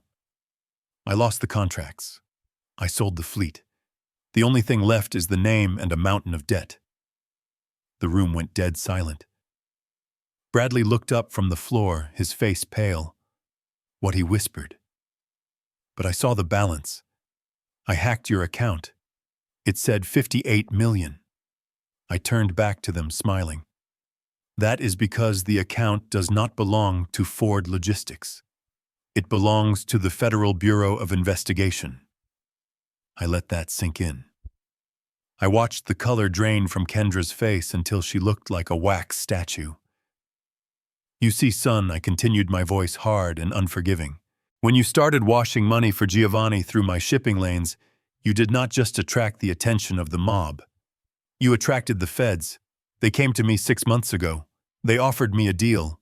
Help them set a trap to catch the launderers and the people trying to steal the assets or go down with the ship. So we created a dummy fund, a honeypot.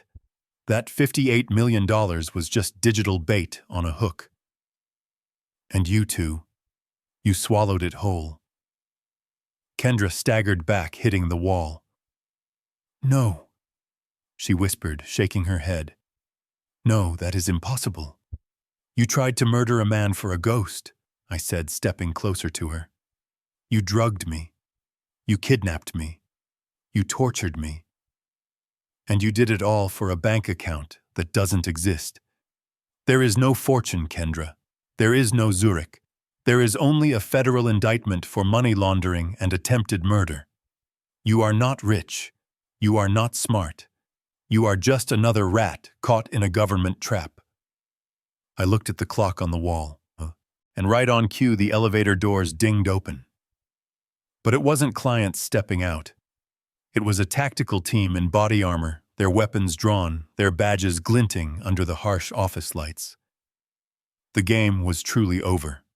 The elevator doors slid open with a cheerful chime that sounded obscenely bright against the impending doom. A wall of black uniforms poured into the executive suite like a breaking dam. The shout was singular and deafening. "Federal agents, get down, now!"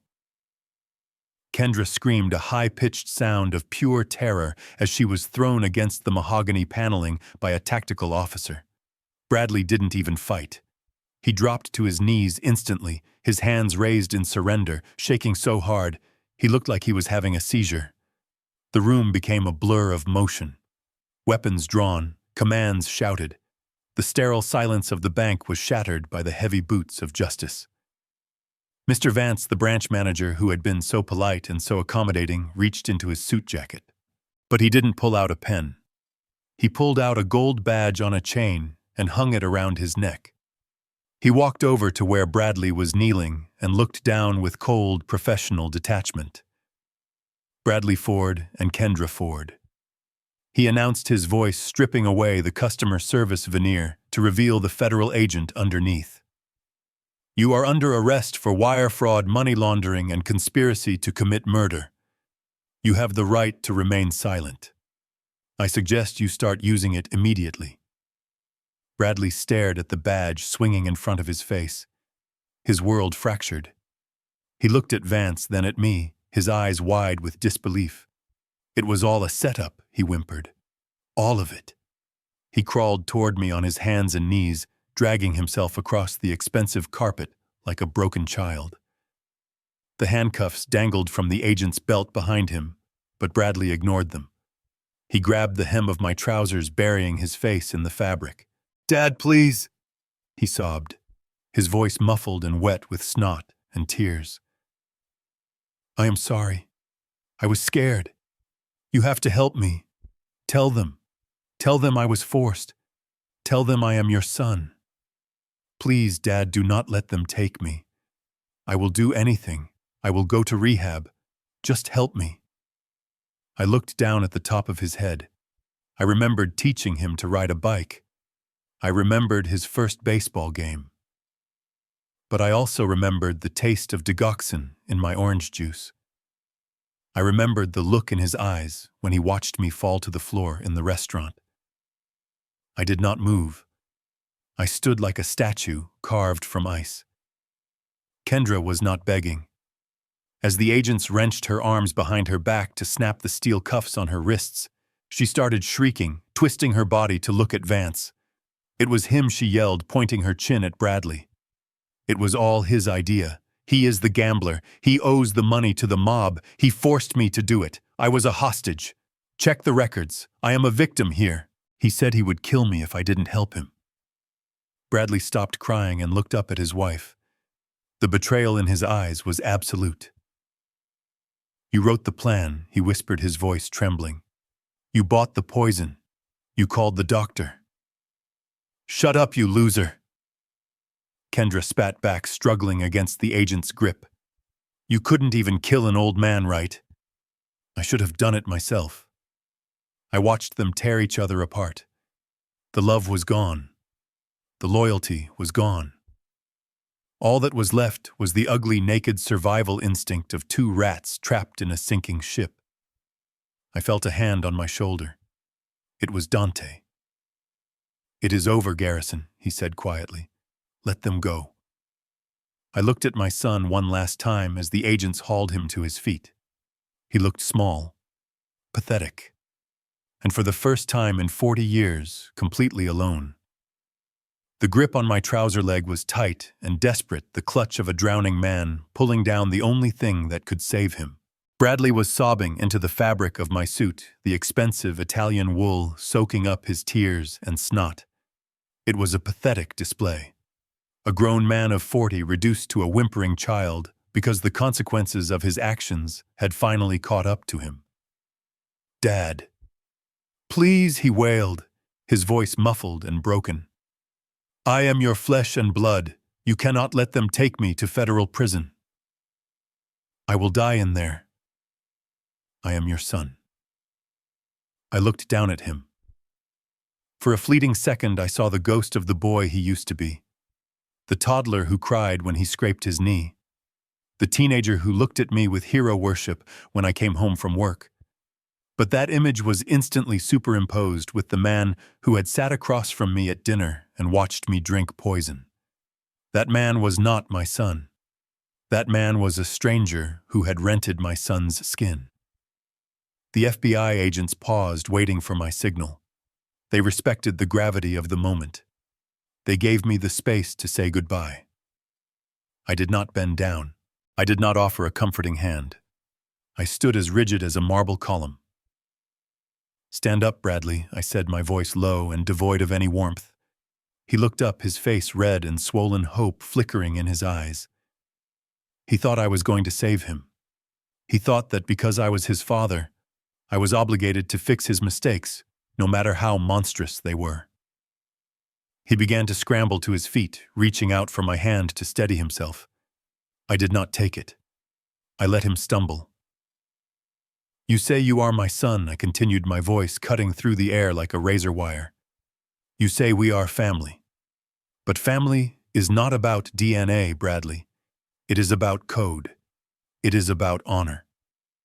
I took a step closer, towering over him. "I taught you how to walk when your legs were too weak to hold you. I taught you how to speak so you could ask for what you wanted. I taught you how to be a man, how to look the world in the eye and stand your ground. I gave you every tool you needed to build a life of dignity." Bradley sniffled, wiping his nose on his sleeve. "I know, Dad. I know. That is why you have to help me." I shook my head slowly. "No. I failed you. Because I forgot to teach you the one lesson that actually matters. I forgot to teach you that you never sell out your commander. You never bite the hand that feeds you, and you never betray the man who would have died for you." He reached for me again, his fingers grasping for my sleeve. "Dad, please." I kicked his hand away.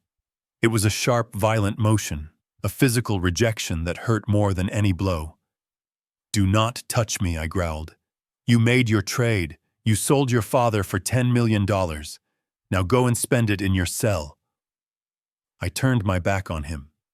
I heard him scream my name, a ragged, desperate sound that echoed down the hallway. I heard the agents chant the Miranda rights as they dragged him backward. I heard the elevator doors slide shut, cutting off his wailing. I stood alone in the center of the silent conference room. My chest felt hollow, as if someone had reached inside and ripped out my heart. But my head was high. I had lost a son, but I had kept my honor. And in a world of wolves, honor was the only currency that mattered. While the silence of the empty conference room settled around me, there was one final loose end that needed to be cut. I turned my attention back to the wall of monitors where Dante had pulled up a new feed. This one was not from a dashboard camera, but from the internal security system of a high-end medical suite on the Upper East Side. It was the office of Dr. Sterling, the man who had traded his Hippocratic oath for a payout from my daughter-in-law. The screen showed a sanctuary of beige leather and polished chrome. It looked less like a medical facility and more like a five-star hotel lobby. Sterling was sitting behind his glass desk, sipping an espresso and scrolling through his tablet. He looked relaxed. He looked arrogant. He looked like a man who thought he had committed the perfect crime. He probably thought I was already dead or drooling in a state facility by now. He had no idea that the check he was waiting for was never going to clear. I watched as he reached for the phone, probably to call Kendra and ask for his bonus, but he never got to dial the number. The double doors of his waiting room did not open. They exploded inward. A tactical team of federal agents swarmed into the pristine office, their boots leaving mud on the white carpet. Sterling dropped his coffee cup, sending dark liquid splashing across his expensive rug. He scrambled backward, his chair rolling into the wall with a dull thud. He tried to stand up. He tried to pull the mask of authority back over his face, but it was too late. "Federal agents."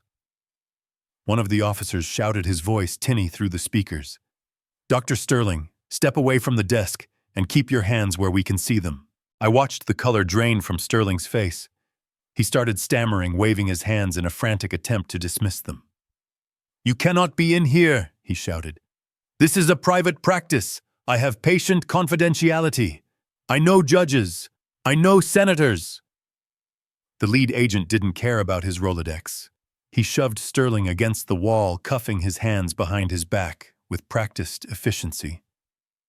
While two agents secured the doctor, the rest of the team went to work on the office. They weren't looking for billing records. They were looking for the kill kit. One agent pried open the hidden compartment behind a false diploma on the wall. I leaned in closer to the screen. There it was. The stash. Vials of unprescribed narcotics. Off-market sedatives. And right in the front, a small box labeled with a chemical warning. Digoxin. The same poison they had pumped into my system. Another agent was at the computer overwriting the password. "Got it," the agent said. I found the file. Garrison Ford. Patient notes created 3 weeks ago. Falsified diagnosis of Alzheimer's. There are emails here too. Emails from Kendra Ford discussing dosages and timelines. Sterling slumped against the wall. The fight went out of him instantly. He wasn't a hardened criminal like Giovanni. He wasn't a desperate gambler like Bradley. He was a coward who liked money.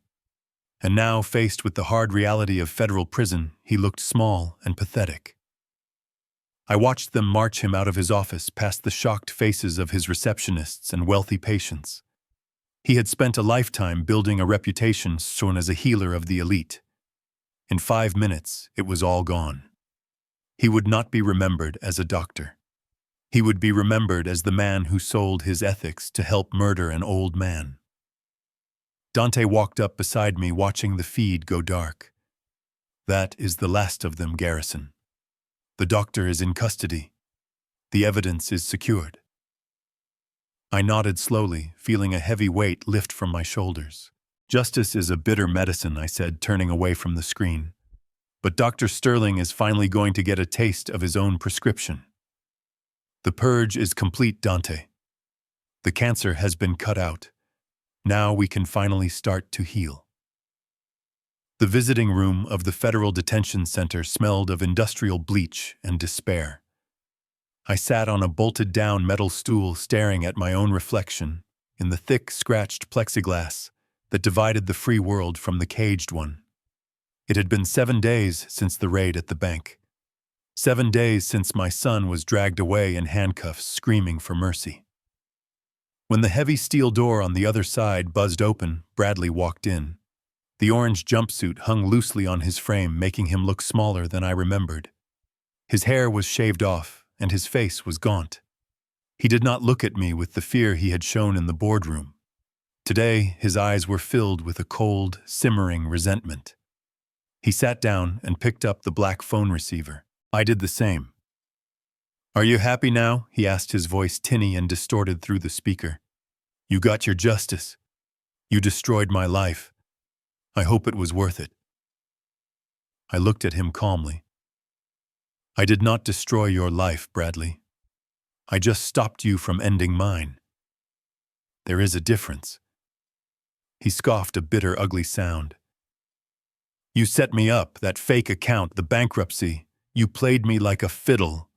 You are cruel, Dad. You have always been cruel.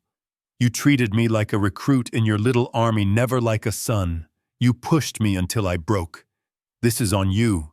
You made me this way because I have your cold blood running through my veins. I am a monster because I came from a monster." I listened to him rewrite history, trying to turn himself into the victim. He needed to believe it. It was the only way he could sleep at night in that cell. I reached into the inside pocket of my jacket. I pulled out a piece of paper. It was not a legal document. It was old, folded into a small square, the edges yellowed with age. I unfolded it and pressed it against the glass. "Read it," I said softly. Bradley squinted, reading the faded type. It was a DNA paternity test dated 32 years ago. "What is this?" he asked, frowning. "It is the truth," I said. Your mother. She made a mistake when you were an infant. A brief affair with a tennis instructor. I found out when you were 2 years old. I ran the test because I had suspicions. The results were conclusive. 0% probability of paternity. Bradley went still. The phone shook in his hand. He looked at the paper, then at me, his mouth opening and closing without sound. You knew, he whispered. You knew for 30 years. I nodded. I knew every time I tucked you into bed. I knew every time I paid for your tuition. I knew every time you called me Dad. I could have walked away. I could have divorced your mother and sent you both packing.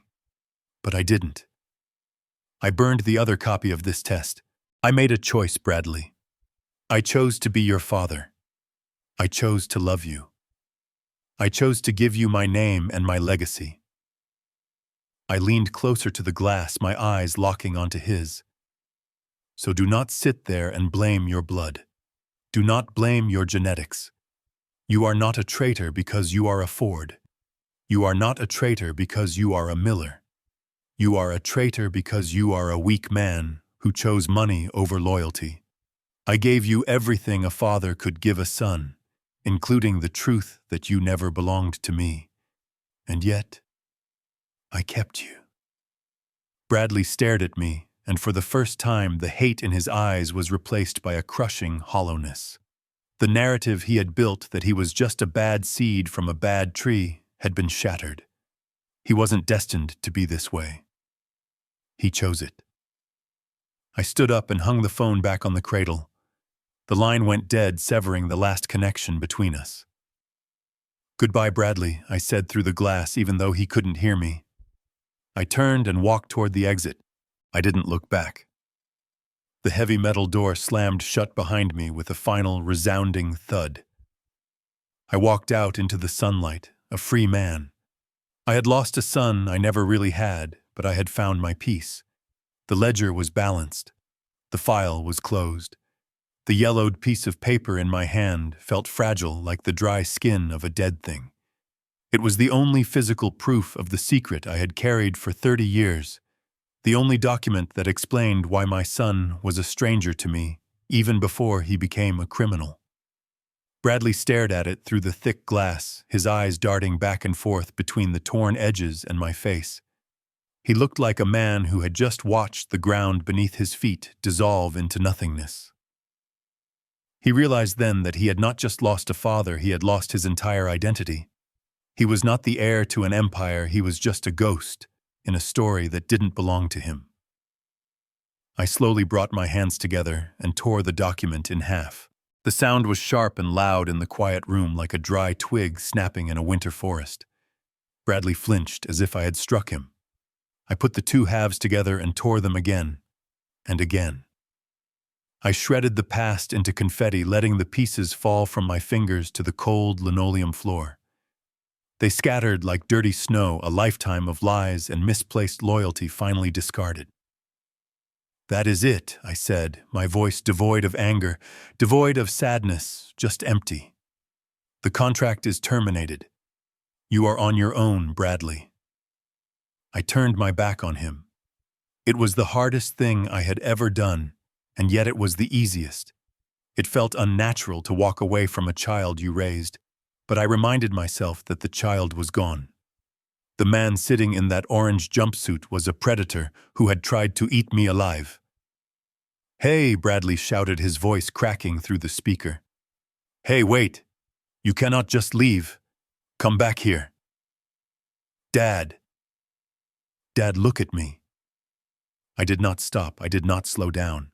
I walked toward the heavy steel door that led to the outside world. Behind me, I heard the receiver slam against the glass. Then came the thud of a fist, then another. The sounds grew more frantic, a rhythmic, desperate pounding that vibrated through the floor. Dad, he screamed. Don't you walk away. I have nobody. You hear me? I have nobody.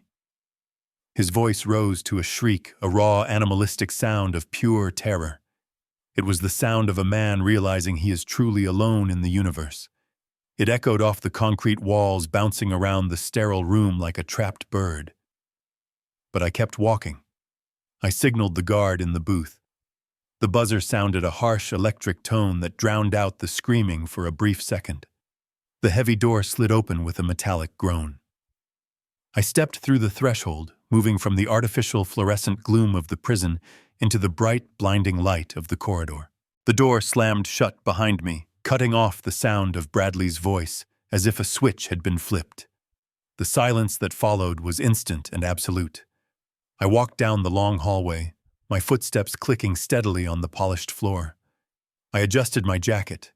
I straightened my tie. I felt lighter than I had in years. The burden was gone. The war was over. I pushed open the final set of doors and stepped out into the fresh air. The wind hit my face cold and clean, smelling of rain and asphalt and freedom. I took a deep breath, filling my lungs with the world. I did not look back at the gray fortress behind me. I just looked forward at the road ahead. I was Garrison Ford, and for the first time in a long time, I was just a man. The wind off the harbor was brisk, carrying the scent of salt and diesel, but tonight it did not smell like fear. It smelled like victory. I stood at the edge of Pier 42, looking out at the dark water where the city lights danced in the reflection. This was where I had come to die, or so I thought, 3 nights ago. This was where I had huddled in a cold warehouse, bleeding and betrayed. Now it was just a dock again, a place of commerce, a place of beginnings. Dante was leaning against the hood of his sedan, watching the seagulls circle overhead. He did not ask why I wanted to meet here. He never asked unnecessary questions. That was the thing about Dante.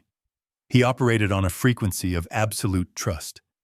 He had risked his life, his freedom, and his safety to save an old man who had nothing left but a grudge.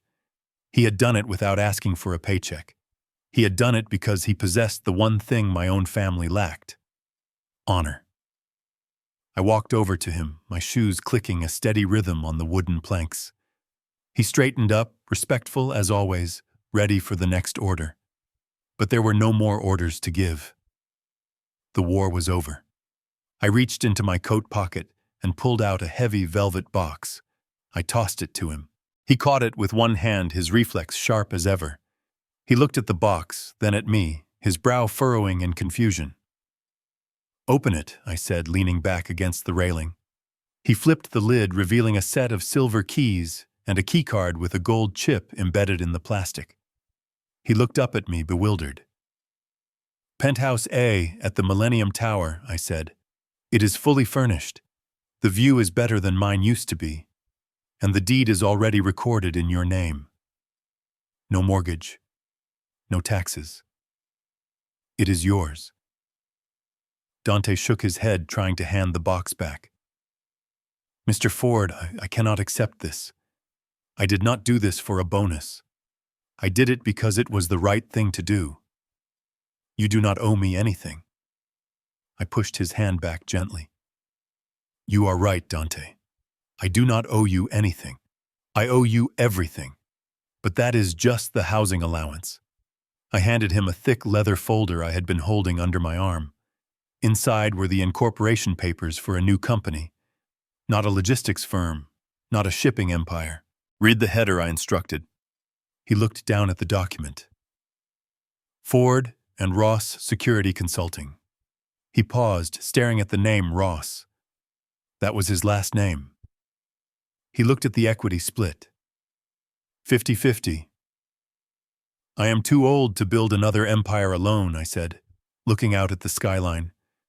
"And I am done trusting people just because they share my last name.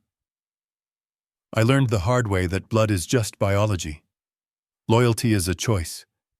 You chose to stand by me when the whole world walked away. That makes you more family than Bradley ever was." Dante looked at the papers, his hands trembling slightly.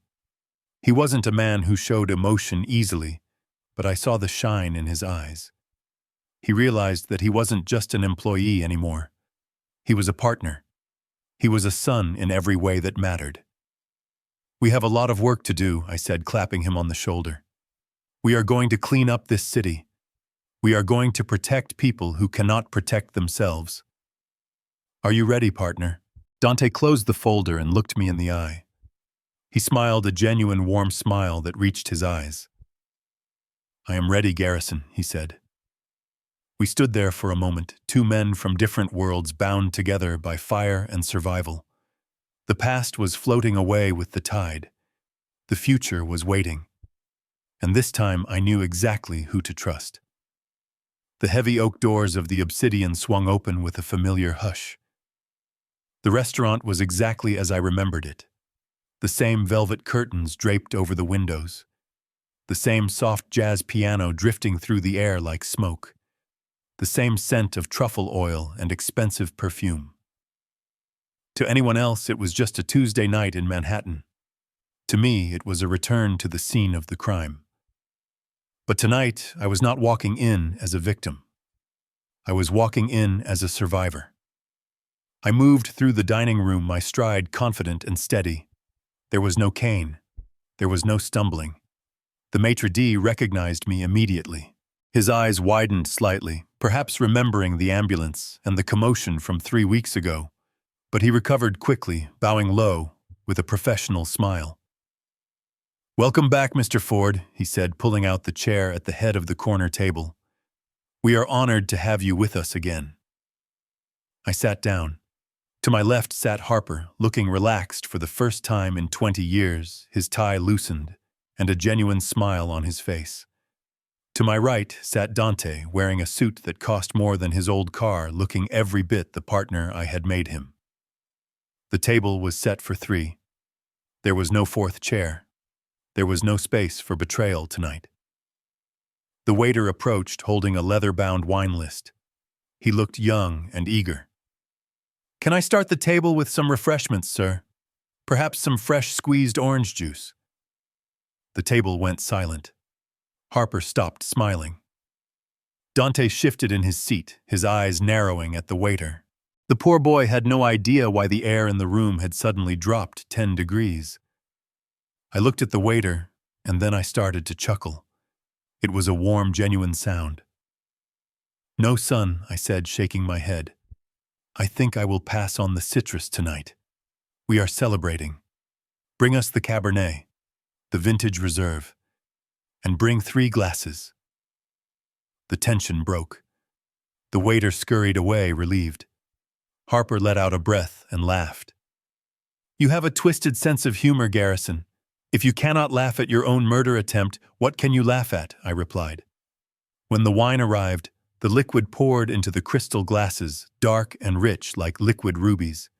It swirled in the light, innocent and pure. I picked up my glass. My hand was steady as a rock.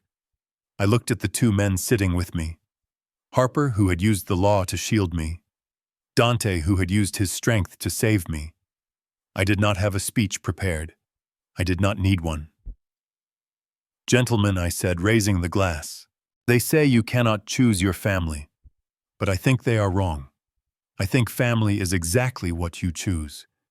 You choose the people who stand in the fire with you. You choose the people who catch you when you fall." Dante and Harper raised their glasses. "To loyalty," Harper said softly. "To the new chapter," Dante added. We clinked the glasses together, the crystal singing a clear, perfect note that resonated in the quiet room. I took a sip. The wine was bold and complex, with notes of oak and berry. It tasted like life. It tasted like victory. I looked around the restaurant. The ghosts were gone. The shadow of Bradley and Kendra had vanished. I was 72 years old, but as I sat there surrounded by my true brothers, I felt like my life was just beginning. The waiter brought the appetizers, and for the first time in a month, I was hungry. Really hungry. I picked up my fork, ready to feast on the future.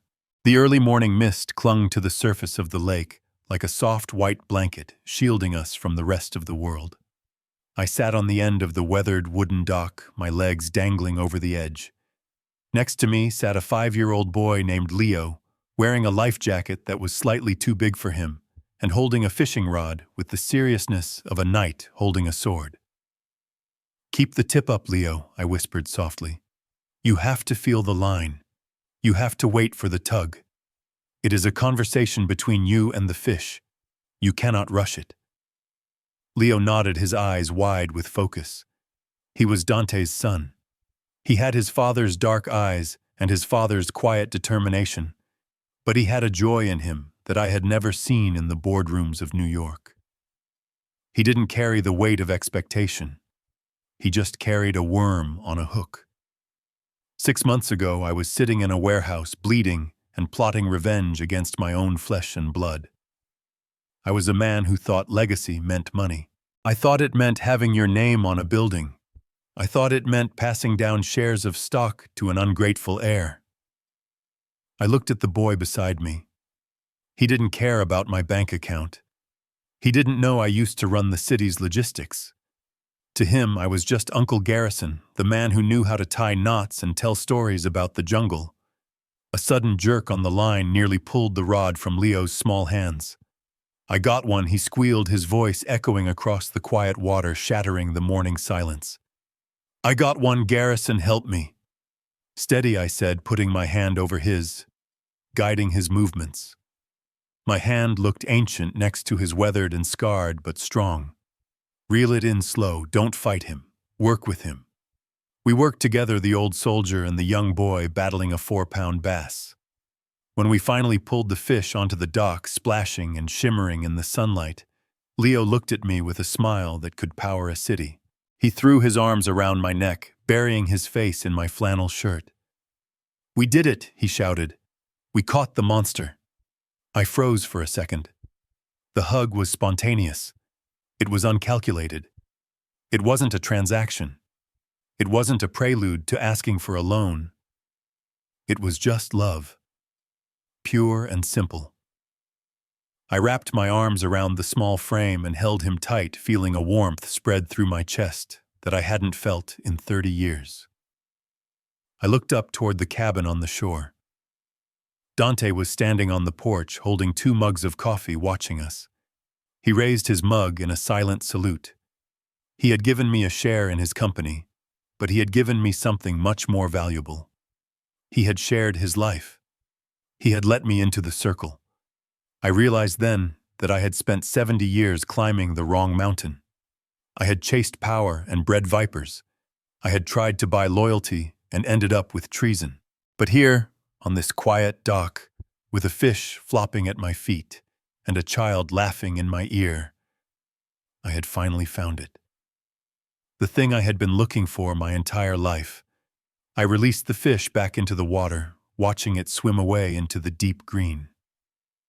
"Did you see him go?" Leo asked. "I saw him," I said, ruffling the boy's hair. "He is free. And so are we. Come on, Leo. Let's go get some breakfast. Your dad is making pancakes." I picked up the tackle box and walked back toward the house. I left the tycoon back in the city. I left the victim in the past. I walked into the warmth of a real home, not as a CEO, but simply as a happy man. I used to think the measure of a man was written in a ledger in black ink and bottom lines. I thought it was about the steel and the glass and the number of zeros sitting in an offshore account. I spent 40 years building a fortress of solitude, thinking I was building a kingdom. I sat at the head of the mahogany table, surrounded by people who nodded when I spoke and smiled when I looked at them. But I never saw their eyes. I never saw the hunger hiding behind the polite masks. They were waiting. They were always waiting for the lion to stumble so they could pick the bones clean. It took a glass of poisoned orange juice to open my eyes. It took the cold floor of a restaurant and the betrayal of the boy I raised to show me the truth. I looked death in the face, and death looked back and told me I was poor. I was the poorest rich man in New York because I had no one who would truly mourn me. They only wanted the inheritance. They wanted the golden egg, but they were willing to kill the goose to get it. I gave them exactly what they wanted. I gave them the illusion of victory. I let them walk into the trap thinking they were kings of the world. There is a dark satisfaction in watching greed eat itself. It is a cruel lesson, but a necessary one. You cannot teach a parasite to be a partner. You have to cut it out. I stripped them of their dignity.